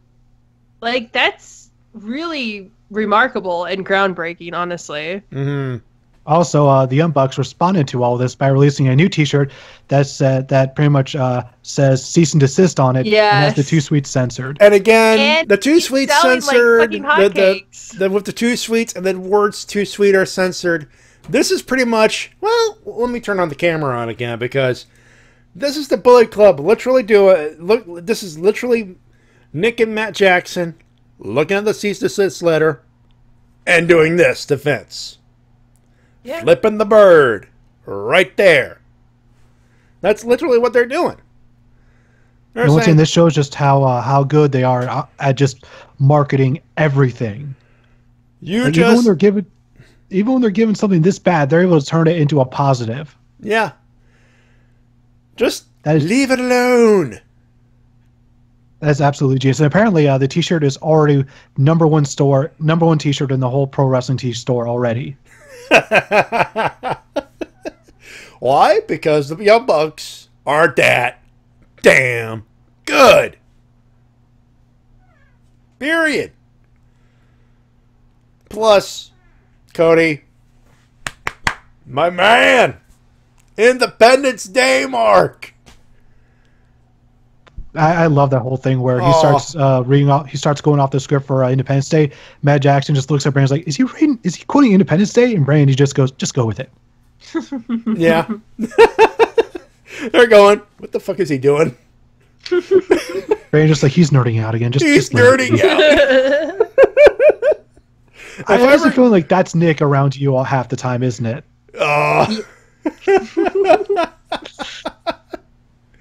I'm like, ever get to meet Cody? I'm too sweeting him a base, shaking his damn hand for that Independence Day reference. My God. You know what I think? You know what Cody has to do now? Mm-hmm. He has to invite Stephen Amell to Wrestle Kingdom. Or Final Battle. One of those two.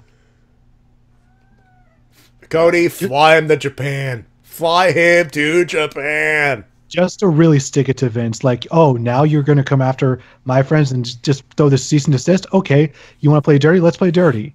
Because they've already had him appear on the YouTube video for their Wrestle Kingdom hype, not the G1 hype video. The G1 hype video, yeah, G1 special. So let's go the full, the whole 9 yards. Actually, bring him to like an ROH or New Japan show. Do it. Do it. Do it. Anyway. Moving on to much brighter news. Caitlin's returning to wrestling. Yay! Really? Interesting. Yeah, she is apparently training for a comeback. Good for her. That's nice. Yeah, it's unknown if she's going to go back to WWE or work on the independents or go to Impact or go anywhere, but she's training for a comeback. That's all we know. Yeah. I can't wait because she was a very talented wrestler. She out of all the people in her class of competitors, especially in NXT, she and Katrina. This is before Katrina showed any sort of like promise, really. Yeah, this is like Katrina was one of those things. Like once you found the character, holy shit. But her and I think it was either her and AJ Lee. I think it was her, AJ Lee, and Naomi that were the standouts. Who is this AJ Lee? I don't see anything about her in WWE. Is she a figment of my imagination? No. Well, it's good for Caitlyn. I'm looking forward to it. Yeah, me too. She was during that time when before women got time to actually wrestle. And she left because Vince McMahon didn't like muscly chicks for some dumb fucking reason. Yeah, and her storyline on the way out with the whole like fat thing. Like AJ in a fat suit, calling her fat was like really gross. Bullshit. So I'm glad that because she's not fat. Like she is literally like a muscle fitness model. Yeah, she's literally not fat. Like it's so funny to me how they're like pumping up like I don't know like Nia and stuff. And it's like, if this had been 2012 or 2013, Nia would have been made a joke, basically. Yeah. And so hopefully it's a better climate for her so that she doesn't have to do shit like that ever again. Yeah, both her and Mickie James had to go through that. Oh, Mickie. Fuck, yeah. People don't remember the shit that Mickie James... All of those girls had to do dumb shit. I just watched No Mercy 02, and that featured the Tori Wilson Dawn Marie storyline. Fuck. Oh, God, that... With Daddy Daddy Wilson. Oh. You want to talk about some bull? That's what they considered women's entertainments. Don't forget, only like 5 years ago, less than 5 even, Natty had a farting gimmick. Yeah. Her gimmick was that she farted. Because she just wanted TV time. Do you know what that worst part about that gimmick was? That was just a writer not even being serious, just throwing something out there just for the sake of it, and not even thinking that would actually go through to making it on air. Like they're like, and it did. Yeah, that writer was like, "What? You did what? That wasn't a serious idea. What are you doing?" I was fucking kidding. It was a joke. No, farting gimmick on Natalia. Yeah, let's fuck up the Hart family even more. Yeah. So yeah, I cannot wait for Kayla to return because it is a much better environment now. Oh, yeah. If she wants to make a comeback, now's the time to do it. Yep. Anyway. Hey, this on SmackDown, we learned that we had a new Hell in a Cell match, New Day versus the Usos, and it was announced in the best way possible. Yeah. By New Day themselves. Out of a tub of popcorn and handed it over to Xavier Woods. And if you ever wonder, is there something wrong with Big E? Just remember, according to my buddy Shintaro Curl, Big E was fighting the hurricane when it hit Florida. Yeah. I saw that video, and it was great. I need to find that video. Someone find that video for me, please. It was great. Big E fighting a hurricane because it sounds like the greatest thing ever. So there you go. If you're ever wondering, maybe there's something just a bit off, yeah, just a little bit. Yeah, this Big E is crazy enough to go, come on, Hurricane, three ain't enough, man, I'll need 5. Come on. Oh, I love that guy. I want him to be a world champion. I really do. I've made him world champion in every video game so many times because he is so goddamn amazing. I'm probably make world champion a whole bunch of more times in 2K18. With Xavier Woods as Intercontinental Champion, Kofi Kingston as U.S. Champ. Just give them all the belts. They're amazing. They're the best thing in WWE. All the belts. Unfortunately, in some bad news, Jeff Hardy is injured with a shoulder injury, and he'll be out for 6 months. Out for 6 months total, which leaves Matt Hardy as a singles career for 6 months, which people are going, and before I do anything else, no, calm down. We'll believe it. We'll believe it when the broken brilliance appears. I've given up. I've 100% given up. Yeah. It's not gonna happen. I've seen the broken gimmick in WWE ever. It's not gonna happen. Ever. It's not happening. It's not. It's not. Makes me sad because the broken gimmick could have been one of the greatest things to happen in WWE ever. Yep. Especially to see the Broken Hardys feud with the New Day. That would have been the greatest. And then the Broken Hardys can feud with each other. Yeah. And then the Broken Hardys could have feuded with the Wyatts.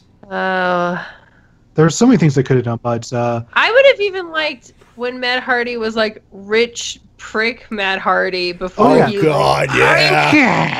I love that. That was hella funny. Like, if he did that again, like, what? Oh, you guys are sad because Jeff is injured? What about me, Matt Hardy, the best? It'd be like, yeah, fuck yeah. Matt Hardy could be like, I never get injured. I'm always a safe wrestler. Jeff Hardy was always the one jumping off of everything, hurting himself. Right? They should do that. That was funny. Okay, getting over to now WWE 2K18, they released their DLC, and I have to say I'm slightly disappointed because I don't quite think it's worth the $30 because it feels like we're getting less DLC this year. Yeah. And no Pete Dunne. That's strange. Yeah, no British wrestlers. Yeah. None of the UK wrestlers made it for DLC. What we do get, though, is we get the Hardys. Yeah. We get the Rock and Roll Express. Yep. Beth Phoenix. Uh-huh. We get Drew McIntyre. Yep. Ruby Riott. Mm-hmm. Elias. Oh, Whoopi Wyatt. Oh, I like that stuff in your ears, Whoopi Wyatt. Oh, you have tattoos? Oh, that's so cool. Sorry. Aleister Black. Yeah. And a guy whom I never heard of, Lars Sullivan. Yeah, he's making the rounds as an NXT guy, just starting actually. I think How did he make it? How did he make it the cut? How did Lars Sullivan make the cut, but not Liv Morgan? Because Lars is a big ass dude who is cool to look at, and Liv just is like a cheap Alexa Bliss. Can I just I'm gonna hit this button. Vince McMahon likes big sweaty men. Vince McMahon likes big sweaty men. Vince McMahon likes big sweaty men. It is WWE who get the final say and who makes the roster. There you go. But still, like, I don't know, like, also no Ellsworth. That really surprised me. No James Ellsworth. Yeah. I was surprised by that too, actually, to be fair.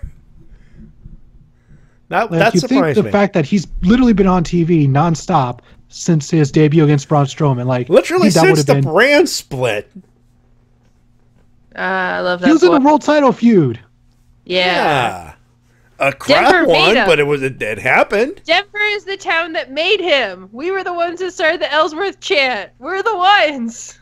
And you didn't get any payoff for it. No, we didn't. But we did get shirts.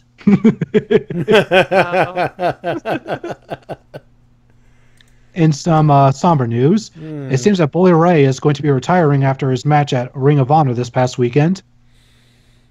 That one noggin a bump on the head.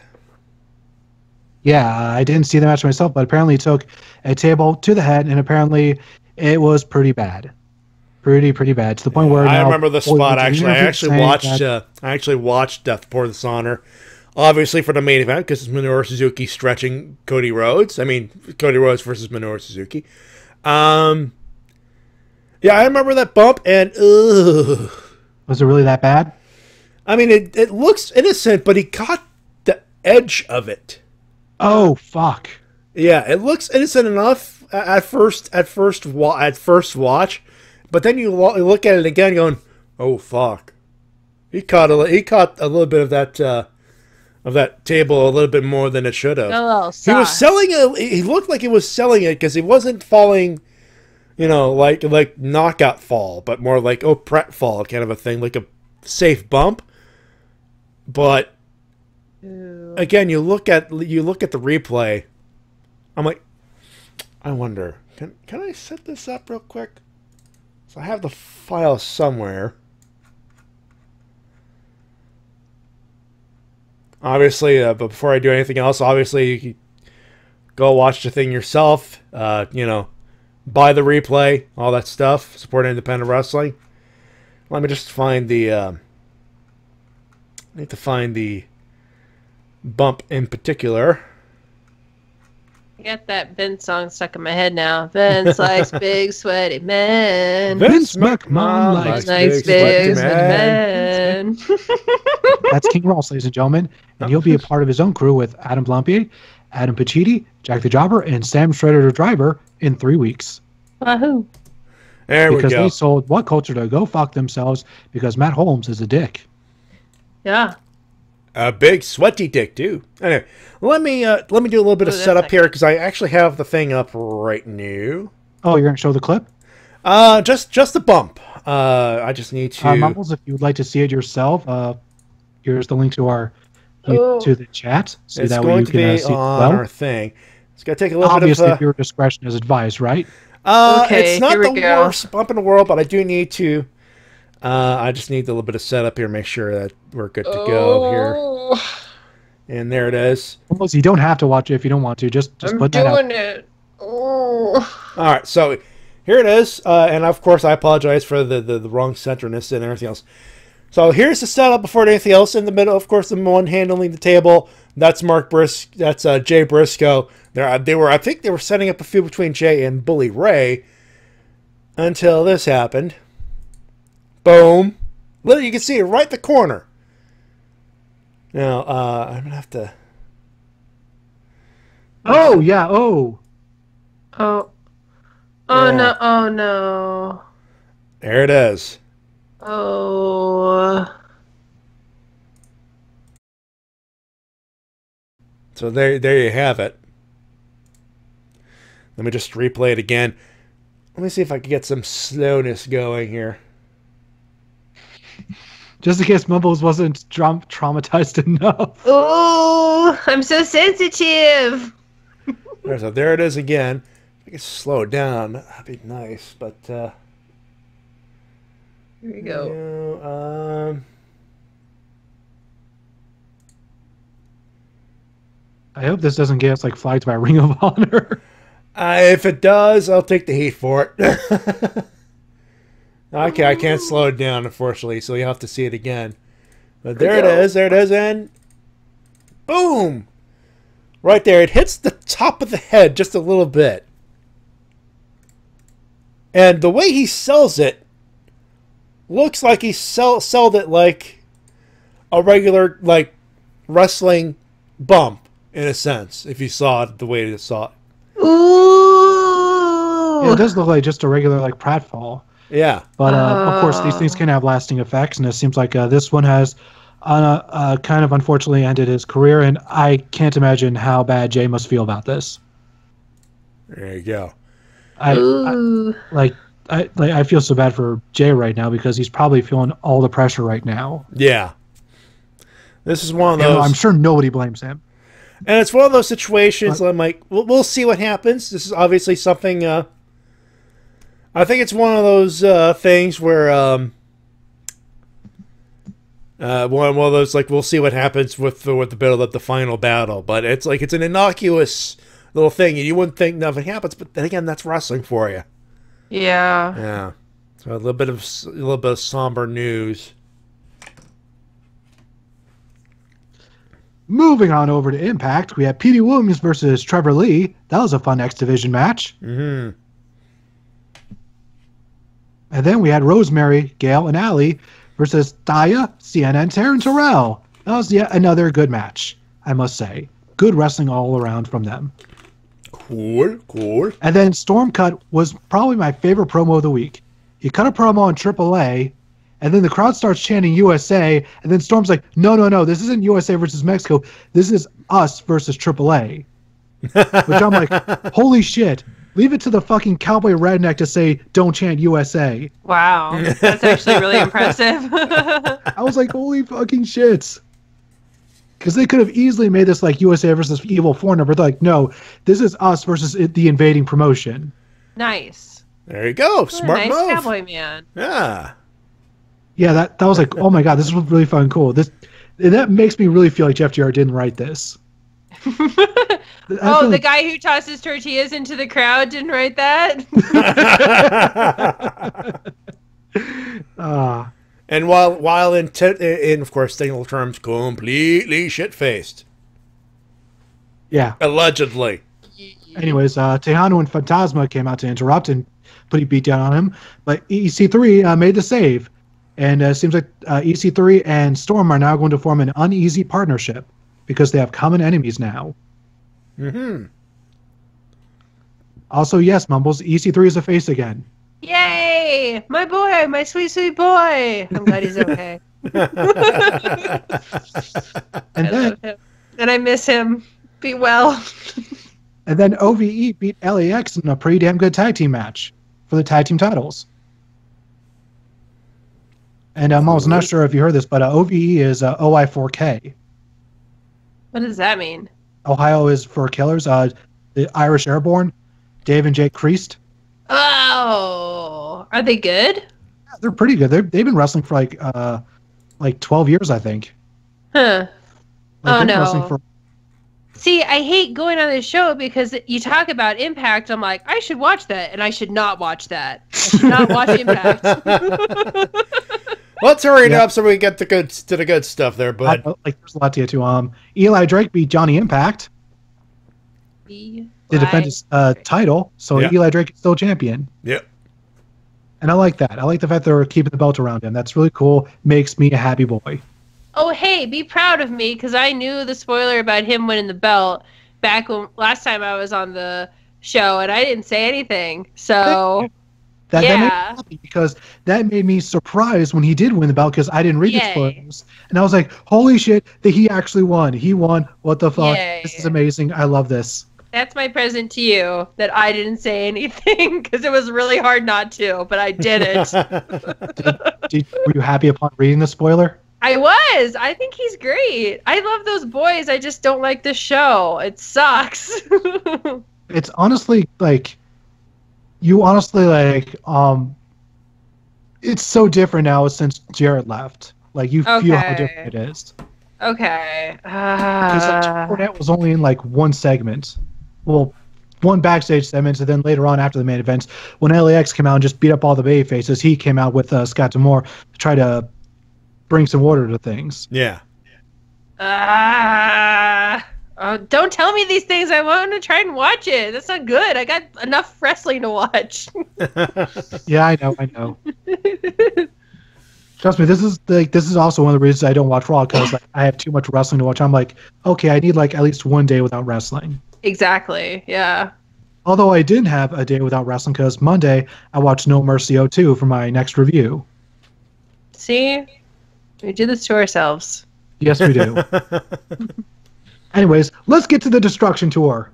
Woohoo! Yeah, before we do, could we do a quick bit real quick? Mm-hmm. We gotta do the bit.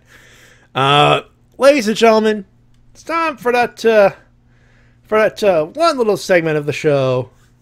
Where if I can hit the damn button, thank you. Where I take a look at something from the wrestling internet. And it's a segment that I lovely ripped off of Nash. And look at the little wrestling thing saying, what the wrestling fuck is wrong with you? Oh. And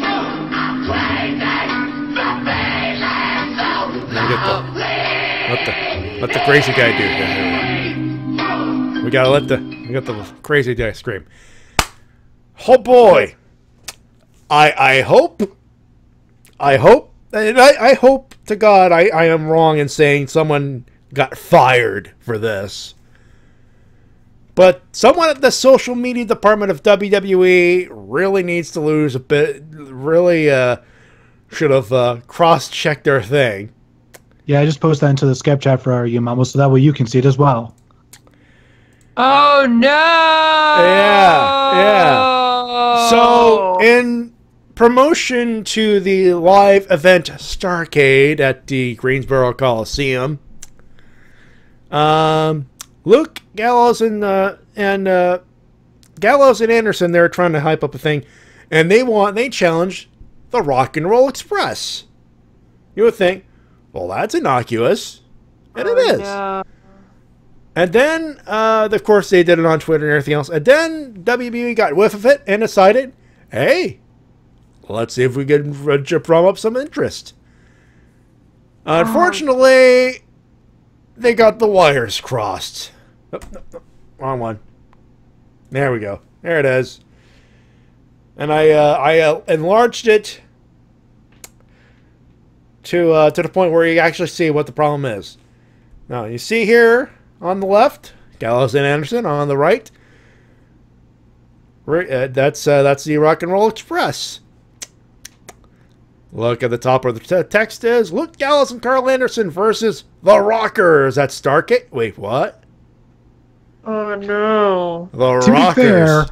To be fair, Robert Gipson does resemble Mario Jannetty. A little bit. Oh, no. But right now, Marty Jannetty is going...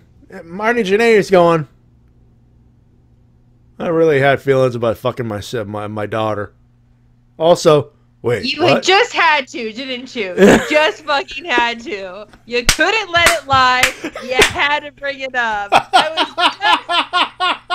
I was sitting here like, I hope he doesn't fucking bring... He did. He did bring it up. And also he's thinking, wait, what the fuck? Payday? Payday? Hey, Sean, it's a payday. Oh, wait, you're retired. Fuck. My God. Goodness. Also, Matt Hardy, you broken son of a bitch, bring me down. Please bring me down. Please. Anyway. So, yes, somewhat fucked up at WWE HQ. There you go. And that was obviously on Facebook, so there's that as well. Stop triggering me. People in the chat.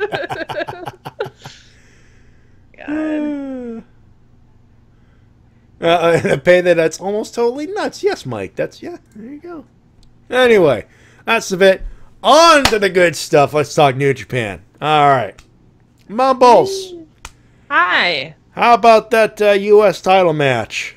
Oh, my fucking God. Are we going to just jump right into the U.S. title match? We may as well just talk about the main events, because at this point, never openweight title happened, and it was nothing, sadly. It was a good match, but it was like, it felt like filler.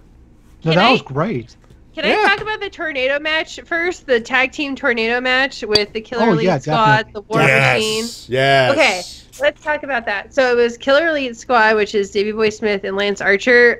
War Machine, which is Hanson and Rowe. And then Girls Destiny, my boys, Tamatonga and Tongaloa. Mm-hmm. This match was insane. So, tornado tag team matches is basically, let's just go buck wild. There's not really any rules. Let's just do it. My favorite thing, I had a couple favorite things. Hold on, I wrote them down. Okay. First of all, the Killer Squad or whatever, they're so good wrestlers, but they're such goobers to me. Like, they are they're guys that I would run away from at a bar. If I saw these guys at a bar, I'd be like, I'm leaving this bar because there's clearly no actual gentleman here that I want to speak to. Like, these guys are goobers. Okay, another cool part was they had this thing where they were teasing throwing Tamatonga into the crowd, and all of these like Japanese people were like freaking out because they didn't want Tamatonga to land on them, but there was one little kid that was like, yes, do it! Throw Tamatonga, I'll catch him. And it was amazing. That kid's a worker. That kid's a worker. I'll catch it. I want Undertaker this. I want Undertaker at 25 this. No, you're not going to Sim Snuka this. I'm not going to Sim Snuka this. Domino who? Okay. No, that was Deuce. There is another spot where Davey Jr. was on one of those shitty-ass Japanese tables, and they tried to put him through it, and it was like a cartoon going through a brick wall. Boing! He just went right through it. You could see like the outline of his body in the fucking table, and the table itself didn't break. It was just the interior of it. It was insane. War Machine was amazing. I love War Machine so much. They're my favorite boys ever. I love them, and I don't understand why Killer Elite Squad won at all. It's because they just came back and New Japan probably just want to put some heat on them for Wrestle Kingdom. Yeah. Because then it worked, because I was like, fuck these guys. Why not the other two boys? I like them. But yeah, so. All right. Also, there is that tag tournament coming up. Yeah. That's true, yeah. But, yeah, so that match was really, really good. If you want to see a really fun tag match, that one, it's just a bunch of guys just hitting each other real, real hard in the best way possible. It's so good. Okay. Let's just... Oh, wait. Okay. And then I want to talk about the Chaos versus Los Ingobernables tag team. Oh, yes. Yeah. Okay. So it was Okada and Ospreay versus Evil and Takahashi. Yeah. This match was fucking amazing. The one before was good too, but this one was really good because Okada is like on this new like character of I don't know how I'm still alive and also I'm champion. So he just kind of like stumbles around and trips over his own feet and like kind of does stuff, but mostly is just tired of being there. There's this one spot where they go to like push him over a railing and he goes over the railing so slow. Like, imagine if you had a pancake on a railing and you just try to flip it and it would just slid. It was amazing. Fucking Will Ospreay and Takahashi are just so good, and I can't wait for them to fight each other forever because... I was so disappointed that Ospreay didn't keep the cat paint for the entire tour. Oh, I was so... Yeah. I was watching one of the Road 2 shows. I think it was one of the Kirk and Hall shows, and he had the face paint on, and they were working that gimmick so goddamn hard. I was laughing hard. Yes. That was amazing. So, I love Okada and Ospreay. It's like a Batman and Robin kind of dynamic that they have, because Okada's just like Okada, and he's just like a god. And then Ospreay's just like... super eager, super jumping around little dude who loves Okada so much. And so like you have Ospreay doing all this wacky shit in the background and Okada just tripping over his own feet, and it's just amazing. So you're saying we have Adam West Batman and which Robin would Ospreay be? I guess because he'd have to be Dick Grayson because Acrobat. Yeah, Dick Grayson. It's basically Dick Grayson. It has to be Dick Grayson. So that match is fun. Sorry about your parents, Will. Oh. And also Okada, I guess. Although if you go on New Japan, there's a video of Okada and his mom, and it's really, really cute. So if you're ever interested, go watch that. But so that match was great. And then, of course, the 6-man tag was pretty good, too, with Rocky, Ishii, Yano versus Bushi, Sanada, and Naito. That was pretty all right. It was mostly just to make Naito and Ishii hate each other more, which I already know they don't like each other, so it was just like a good match. Building up that King of Pro Wrestling, building up to that match at King of Pro Wrestling. A really interesting thing I'm warming up to the English commentary, by the way. The really interesting thing they said was that Ishii says that people are like losing respect for Naito backstage, which I thought was kind of interesting and like might build to their match. Like Naito regaining respect with people, I think is kind of cool. Yeah, that all started at Destruction in Fukushima, I think it was, where Rocky Romero was on commentary and he was like, yeah, people are losing respect for Naito. Right, exactly. I remember that call, That's weird. I was like, that's weird, because he just, like, beat everyone in G1. Well, I don't know. I don't know why that is. It's not like Naito's slowing down. He's still Naito. So I'm not really sure what that is about, but I think it's interesting. And I think it's just chaos trying to put heat on Naito, which is cool. Right. So, okay, I got all that shit out of my system. We can talk about the main event now. Let's talk about next. We have to talk about Big Junk Juice versus Kenny Omega. Big Junk Juice, good lord. It's a big bulge, right in your face. I don't mind it. Mumbles, aren't you married? I can look at junk and say I appreciate that junk. If you're married, you can still appreciate naughty bits. I feel like just as long as you don't actually stray. I'm not gonna go find juice when I'm in Japan. Then I'd like to think that Juice has a bit more self-respect for himself than to just do that. Well, it's not just that, but like I'm more worried about Nick going to find Kenny. Honestly, he loves Kenny so much, like a lot. So I think that's more a thing. Okay. You might have to give him the Ellsworth treatment and keep him on a leash. I would do it. I don't know. I think he'd overpower me. Nick is like, I'm 5'11", and Nick is like 6'5". So also is he. It's like two Godzillas fighting. Anyway.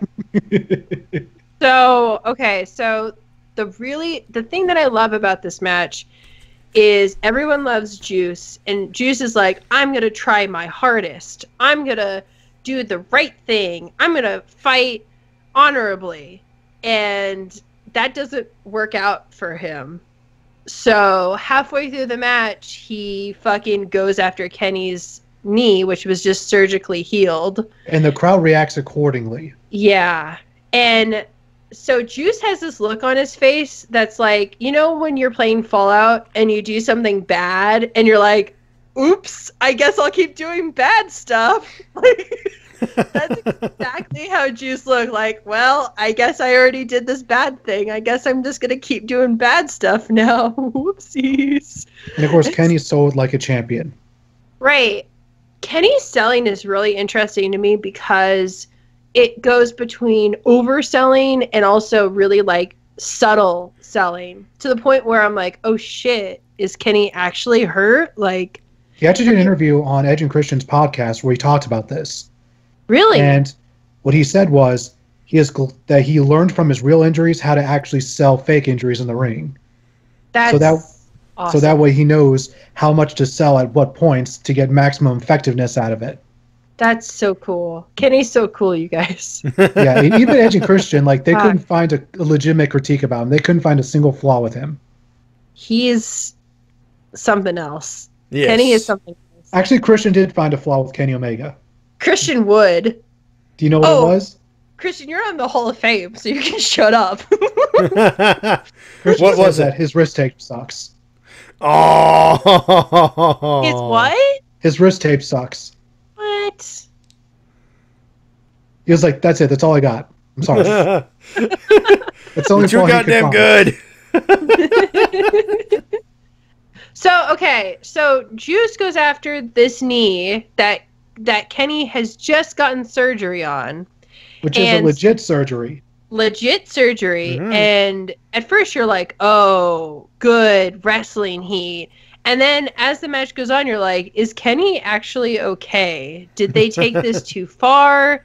There's a doctor here. Like, what's going on? And then somehow Kenny manages to, like, get the heat back on him. Because at one point, he's got, like, Juice in some kind of lock, or he's, like, beating the shit out of him. And people start chanting for Juice again. So Kenny has this, like, magic of being able to just control the crowd. I mean, the only guy I can think of that can do the same thing is, like, Jericho or Kevin Owens, where it's like, if I want the crowd to cheer for me, I can make them do it just by either barely talking or barely moving.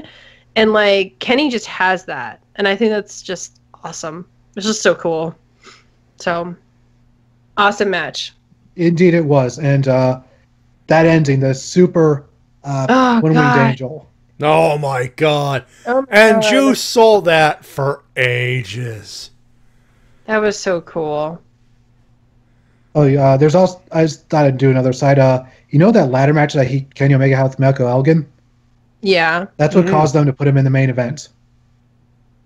Huh? That match caused New Japan to put him in the main event because they were so impressed with his performance in the match. They're like, okay, you're a main eventer now. Kenny, really? That was it? Huh. That was the match that put him into the main event. Wow. Good. They made a good call. Yeah, so, and then that made Edge and Christian go like, oh, wow, well, all of us Canadians got made in ladder matches.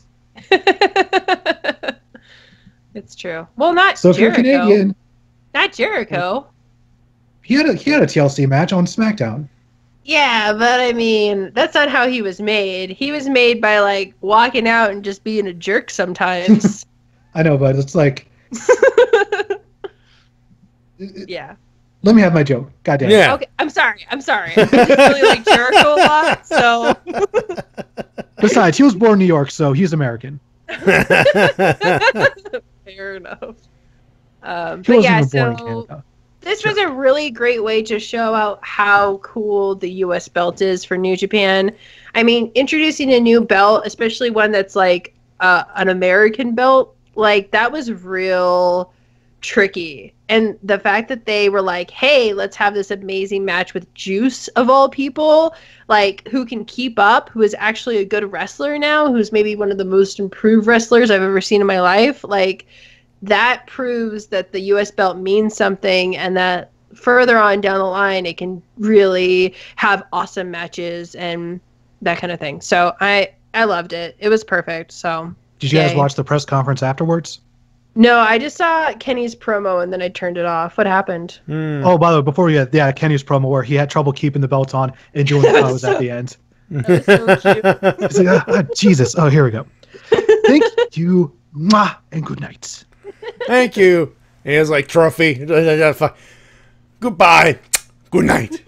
Oh, by the way, the winner, the stinger of the week until the invasion happened was that post show conference he did, because at the very end he was talking, I need to work out again, so I need to exercise, so everyone keep fit, and have fun. Goodbye. Good night.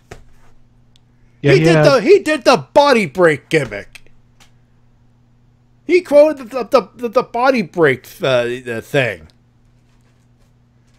So yeah, he did a conference where he was just doing his normal Kenny Omega self. Yep. And now he's going to be facing Yoshihashi next to defend his title. Did he bury Yoshihashi? He kind of did. When Yoshihashi actually challenged him in English, he was like, "Oh, you speak in English now." Oh. Oh man. That'll and then be he fun. pretty much said like, "Yeah, I need to work out before Wrestle Kingdom." Mm-hmm. And I do expect him to keep the belt at least until then. Yep. Yeah. Because he's got to fight Ibushi. Oh man, you're right. Ibushi versus For Omega it. at Wrestle Kingdom. That's man. Oh Yep. man. Yep. Oh, We that's gonna can be all so die good. after that. I think I've Yeah. said this before. But I after think- that match, Yeah. we're done. We're done. If Game that over. match happens, I'm like, God damn Okay. it! Someone with $1 zillion send us all to Japan so we could watch that match in person. And then you can just cancel wrestling. Like, wrestling's just done after that. Like, okay, well, we've done it. We've done the ultimate wrestling match. We're gone. See ya. Bye. After that match, I fully expect those two to embrace each other. If not, I'm going to be severely disappointed. It's probably going to happen during the match, and then they're going to fucking hit each other. And then at the end of the match, they'll embrace each other again, and they'll be like, oh my god, this is so sweet. By the way, hope you enjoyed my birthday present to you this past week. What was it? The Yowie Wrestlers. Oh, yeah. God. Oh my god. So safe to say you liked the show? 'Cause I know I liked the show. I did. And, I mean, yeah. I mean, you know, the thing is with these shows is like half of it's just tag matches or whatever, but it's still good. And honestly, if you're not that familiar with New Japan, it's really useful to just watch the fucking show from top to bottom. because it'll tell you everything you need to know about all of these guys just by how they behave and how they treat each other. So yeah, the one thing that I love is how they treat the tag matches is that they use them as ways so that way everybody always gets on every show, everyone gets their stuff in, everyone looks like a superstar, and nobody feels left out, because on WWE television, we went weeks without Shinsuke Nakamura or Bobby Roode on TV. Yep. Or the Fashion Police, who are returning next week. Oh, my boys. Oh, why am I not going to be on that SmackDown? We're going to get SmackDown tickets. Okay. In the meanwhile... Is it time for winners and losers, Mr. Matty? Let's do winners and losers, and we start with the losers and Mumbles. You may kick us off. Yay. Okay, we're doing losers first? Is that correct? Losers first, yeah. Bailey! Suck it, Bailey. Suck it. All right. By the way, she's going to be at the Nintendo World Championships. Where she's going to lose again. I'm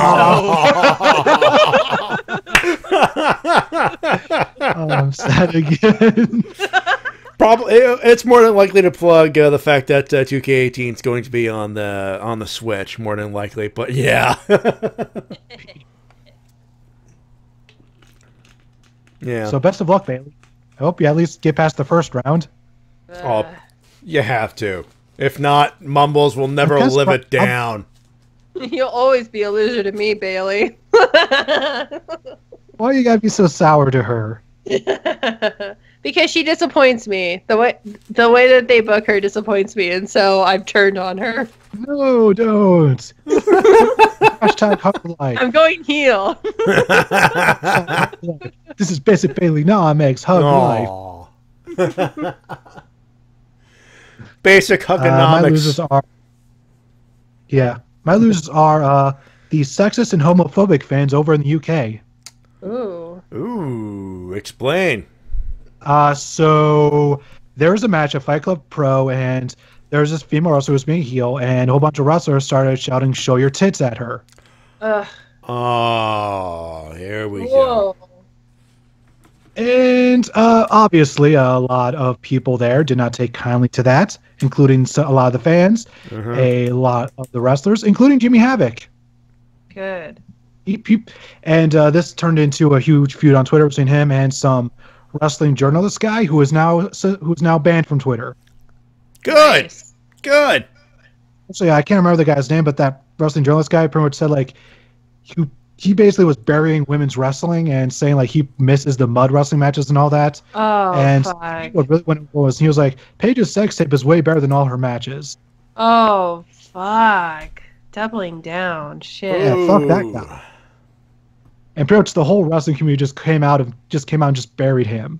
Rightfully so. Wow. No, buried him's not a strong enough word. Blackballed him. And I thought that'd be the end of it, but no. I'm not sure when exactly this was, but Will Ospreay was doing his cat gimmick in the UK. Yeah. And there were some fans who were chanting faggot at him. Wow. At Will Ospreay. One of the top wrestlers in the UK and the world. Just working a gimmick, and I'm assuming Takahashi was there because that's the only reason anybody would be working. I may have been there, but I think it was like him and Pete Dunne. I think. All right. But here's the thing. If you are a wrestling fan and you are a homophobic, what the fuck is wrong with you? Yeah, what are you doing exactly? I'm like, look at what you're watching. You have men, muscly men, in tight clothing, and some would say scantily clad clothing, depending on certain tastes, hugging each other and fighting each other and making it look like it hurts with orgasm noises. Well, some boys, when they see someone that makes them feel things, they get embarrassed, and so their first reaction is to call people slurs. Yes. And so, if you've got Takahashi in the room, I'm sorry, but Takahashi is like the sexiest thing in wrestling right now. So first you got him in the room, and then you got Will Ospreay acting like a cat. Like, okay. we're done here. Like, we're all of us are gay now. Yeah. We're looking at that going, shut up and take my money. Yeah. Here's the thing, it always annoys me when people aren't just comfortable with their sexuality, because, like, I'm 100% straight, but I'm so comfortable, like, gayness doesn't even bother me at all. Like, I don't understand how people can be so uncomfortable with so many things. Like, there's a dude around my area who walks around in, like, super short shorts, and he's got super long legs, and I'm just like, hey, dude, what's up? And he's like, hey, what's up? Like, that stuff just, it doesn't faze me. Like, and I don't understand how people can be, like, so, like, you're a wrestling fan. We were explaining this, and it's because some of them might feel something, is what I'm saying. yeah, I know and understand that, but, like, it's 2017. No one will ever judge you for, like, any sort of sexual feeling. So, like, the immaturity of these people, and of course, they got called right the fuck out on the spot by everybody. Good. Yeah. As soon as that F-bomb dropped, boo! Yeah, like, the fans, the wrestlers, everyone just fucking destroyed them. Good. That's exactly how things like that need to be addressed. Instead of, like, letting them take over the room, your job is to be like, no, fuck you, that's inappropriate, that's not okay, you suck, like, you're an idiot. And then that way, those people who are saying those awful things will shut the fuck up because they're all cowards anyway. So, suck it. I've always thought of, like, pro wrestling as, like, this super progressive thing, especially in the past few years, where we've been really doing a great job of showcasing women's wrestling and actually showing women on the same level as men. Like, having women beat up men and having it be like, oh, yeah, she can do that because she's, like, that good of an and athlete. Princess Kimberly. Yeah, Like, but you have to understand that, like, a lot of these people, when they were children, watched Attitude Era, which was not progressive even a little bit. So I grew up, like, on the Ruthless Aggression, which was not much better. No. Yeah, pretty bad too. It was just like a hair better, like just a hair. Even if you grew up during, like, the height of the Divas division, which is an oxymoron, but, like, if you grew up when that happened, like, you still would have, like, weird, complicated feelings about gender equality. Like, wrestling's been shitty. Wrestling can be shitty. I mean, it can, unfortunately, and I'm glad we're taking steps to fix that. Yeah, agreed. And I cannot wait till we get to a point where a woman main eventing WrestleMania will be like, oh yeah, that's just a thing now. That happens sometimes. Me too. But hey, at the very, and also to further that point, Ring of Honor, make a Women of Honor championship. Goddammit, we've been waiting way too long. Yeah. Also, stop making it like a pre-show thing. Like, if Yeah, you're it's going to just, like, do right now a Women of Honor, like, make it a big part of the show instead of, like, a sideshow. Literally, it's just a YouTube video every week. Yeah. That's It's all it a is. sideshow. Yeah. fuck And it. they deserve so much more because they constantly put on great matches on And they Women have of a great Honor. roster of women. That's a crazy part of that. But we have to move on, guys. I know we're on a tangent, but Yeah, I'm I'm sorry. I'm so sorry, but like that just whenever I see like it grinds your or, like, gears, is what you're trying to say. Oh yes, it most certainly does. And Yeah, and I don't blame you. Anyway, my losers, I'm getting pretty simple. One loser this week, WWE. Good. Pay-per-view that went with a shit main event.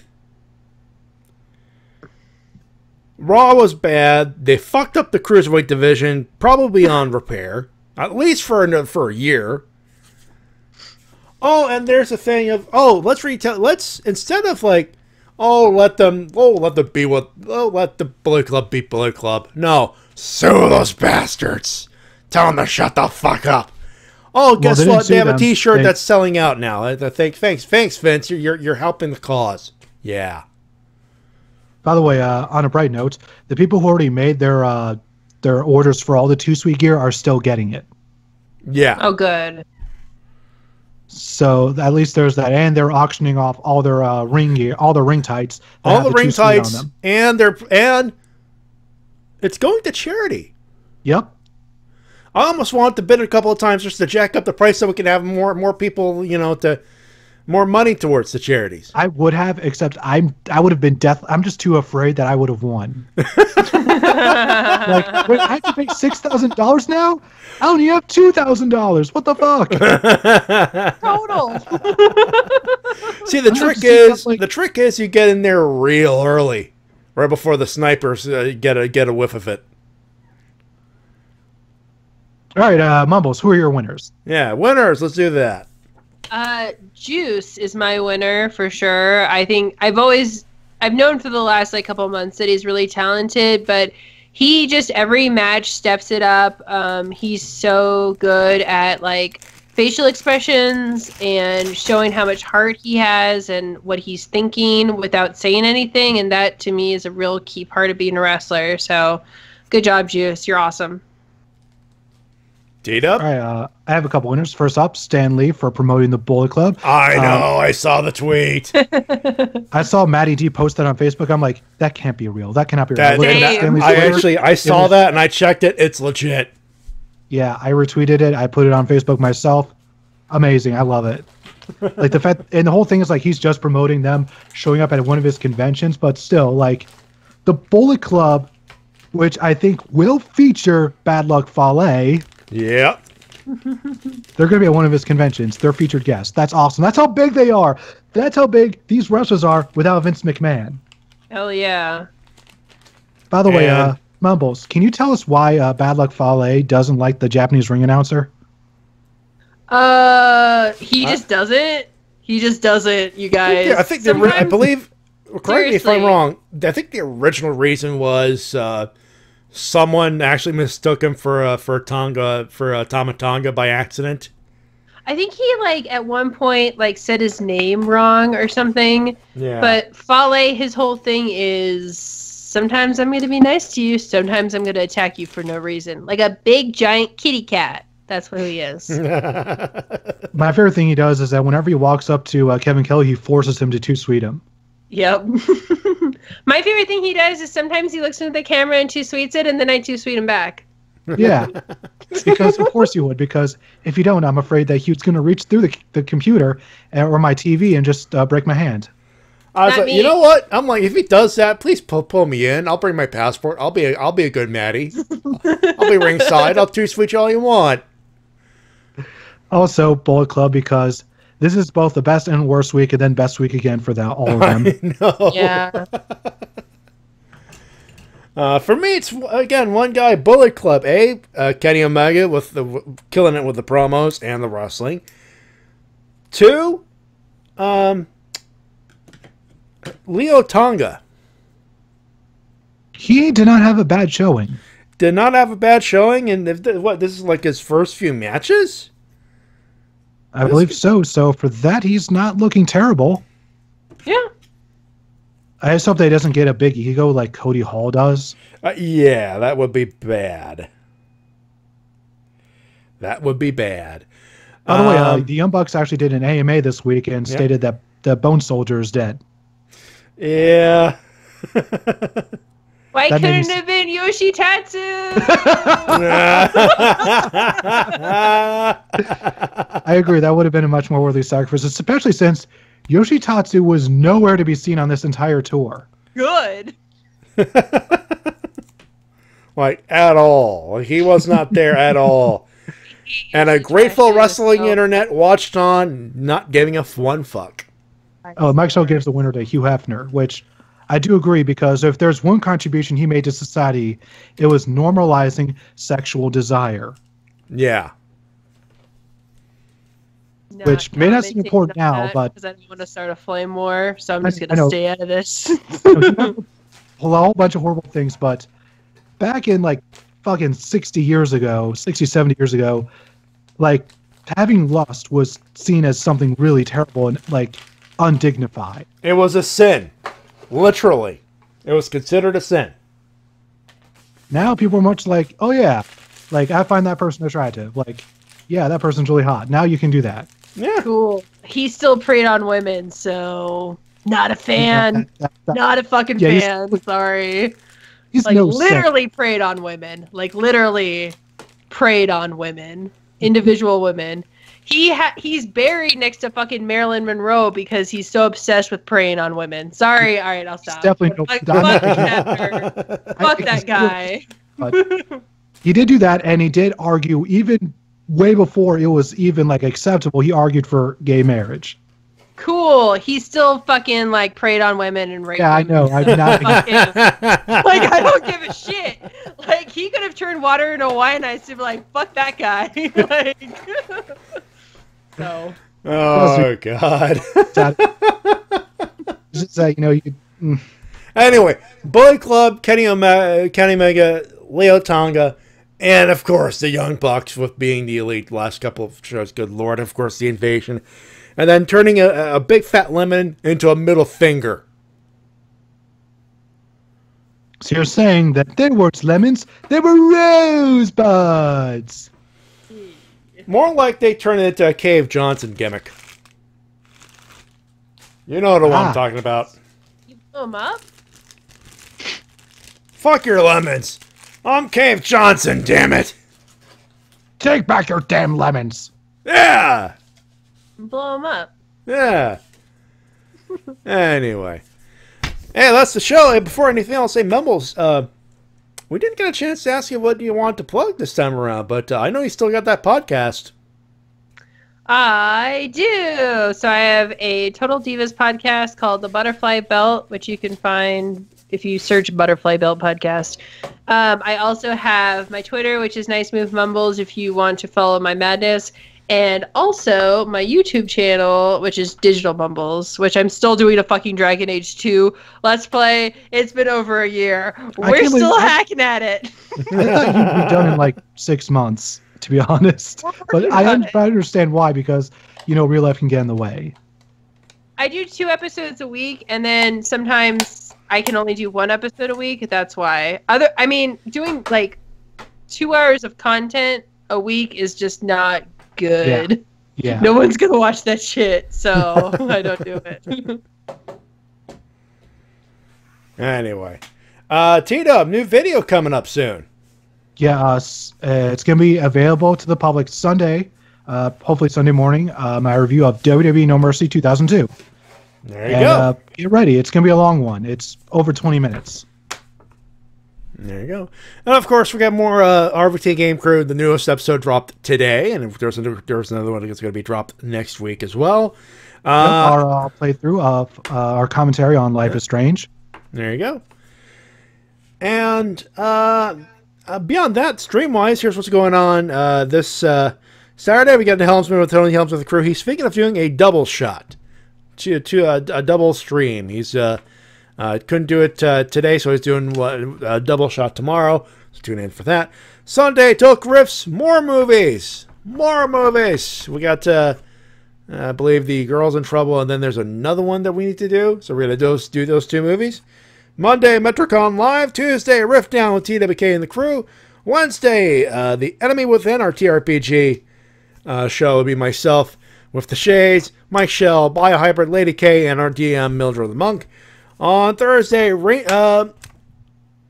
there isn't a new episode of Ninja Steel. Yeah, thank you. Deca Ranger vs. Gavon is one of the movies that we're going to be looking at. That actually sounds like it could be a fun movie. That's our hope. That is our hope. And that's for Tokurus, for those wondering. No recap. You know we're not if doing there's no recap, then Matty. What? You could stream your new SNES Classic. We're thinking either that, or we're trying to see if we can get score that bit of an announcement for Ranger Stop, since we have since we've been told that we may get the announcement of the final guest, the 20th guest of for Ranger Stop exclusive. 5. Yeah, so we're looking into maybe getting that. If not, it'll be a Jackbox Party Pack type of thing. But I might be streaming the SNES Classic. By the way, I've been unboxing the last few minutes. I'm looking at the thing. That thing is small. It is. That's amazing. I hope they made the cord long. From what I've been told, longer. long. For me, it'll be long enough, but definitely longer from the NES. I tried the NES Classic, and that cord was short. Oh, what is? Deca Ranger versus Gavon's gonna have Kenji Oba in it. Yeah, it's Kenji Oba who played Gavon back in the day. Yeah, I know he played him, but I thought they were using the new Gavon actor. Well, it's gonna have Kenji Oba in there as probably one of the chief, I guess. But we'll see. Kenji Oba, the Chuck Norris of Japanese tokusatsu, except minus the homophobia. Ain't that the truth? Anyway, that being said, that is the show. Of course, if you like the show program, hey, hit that like button. Hit that subscribe button. Hit that little bell so you don't miss another thing that we post here on RVT Entertainment. But beyond that, that's the show, everybody. Next week, Hell in a Cell, I believe, is what we're reviewing. Or previewing, I should say. Yes, next week, previewing Hell in a Cell. Yep. My, how these pay-per-views come and go. Hey. Yeah. Hey, Kevin Steen versus Shane McMahon inside the cage, man. I'm looking forward to it. It'll be a thing. It will be a thing. But that's the show. We thank you very much for tuning in and saying hi to us for a couple hours. On behalf of Mumbles. And my buddy TWK. Until next time, this is TWK of TWK Reviews telling you to work your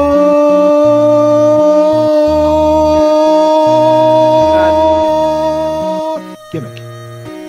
My name's Matty Jay, reminding you to help professional wrestling. Support your independent promotion as soon as possible. Well, I'll talk to you very soon. And enjoy the weekend of wrestling. C4's got a wrestling going on tomorrow. Strangers, what's the name right? Stranger Days. It's featuring Colt Cabana versus Dirty Bucks Belmar. That's one of the feature attractions. So I'm to be honest, I'm just glad he's wrestling again because he had a scary time. Yes, that was a scare. And congratulations to the Blockbuster Check and LC. They scored an SNES Classic as well. Woot! There you go. And my buddy Pierre Olivier, scored one. You have to stay in line early in the morning. Did you say Pierre Olivier? Pierre Olivier. Pierre Oliver. That almost sounds like PCO. Oh my god. He's like PCO, but awesome. Ah, cool. Mumbles, you remember PCO, right? Oh god. Yeah, Callowellette, what a douche. What did he... I mean, kind of? He was one half of the Quebecers. Yeah. WCW and WWF. Oh, yeah, not a fan. I don't think. I think he's to this day he still brags about beating Hulk Hogan. Yeah. He still does. I've asked. He still does. Anyway, have I said help professional wrestling, sports, and independent promotion as soon as possible? Well, I did it twice. Have a good one. Have a safe one. And enjoy the fall, everybody. It's officially fall now. Have a good one. Have a safe one. We'll talk to you later. Bye-bye, everybody. Bye.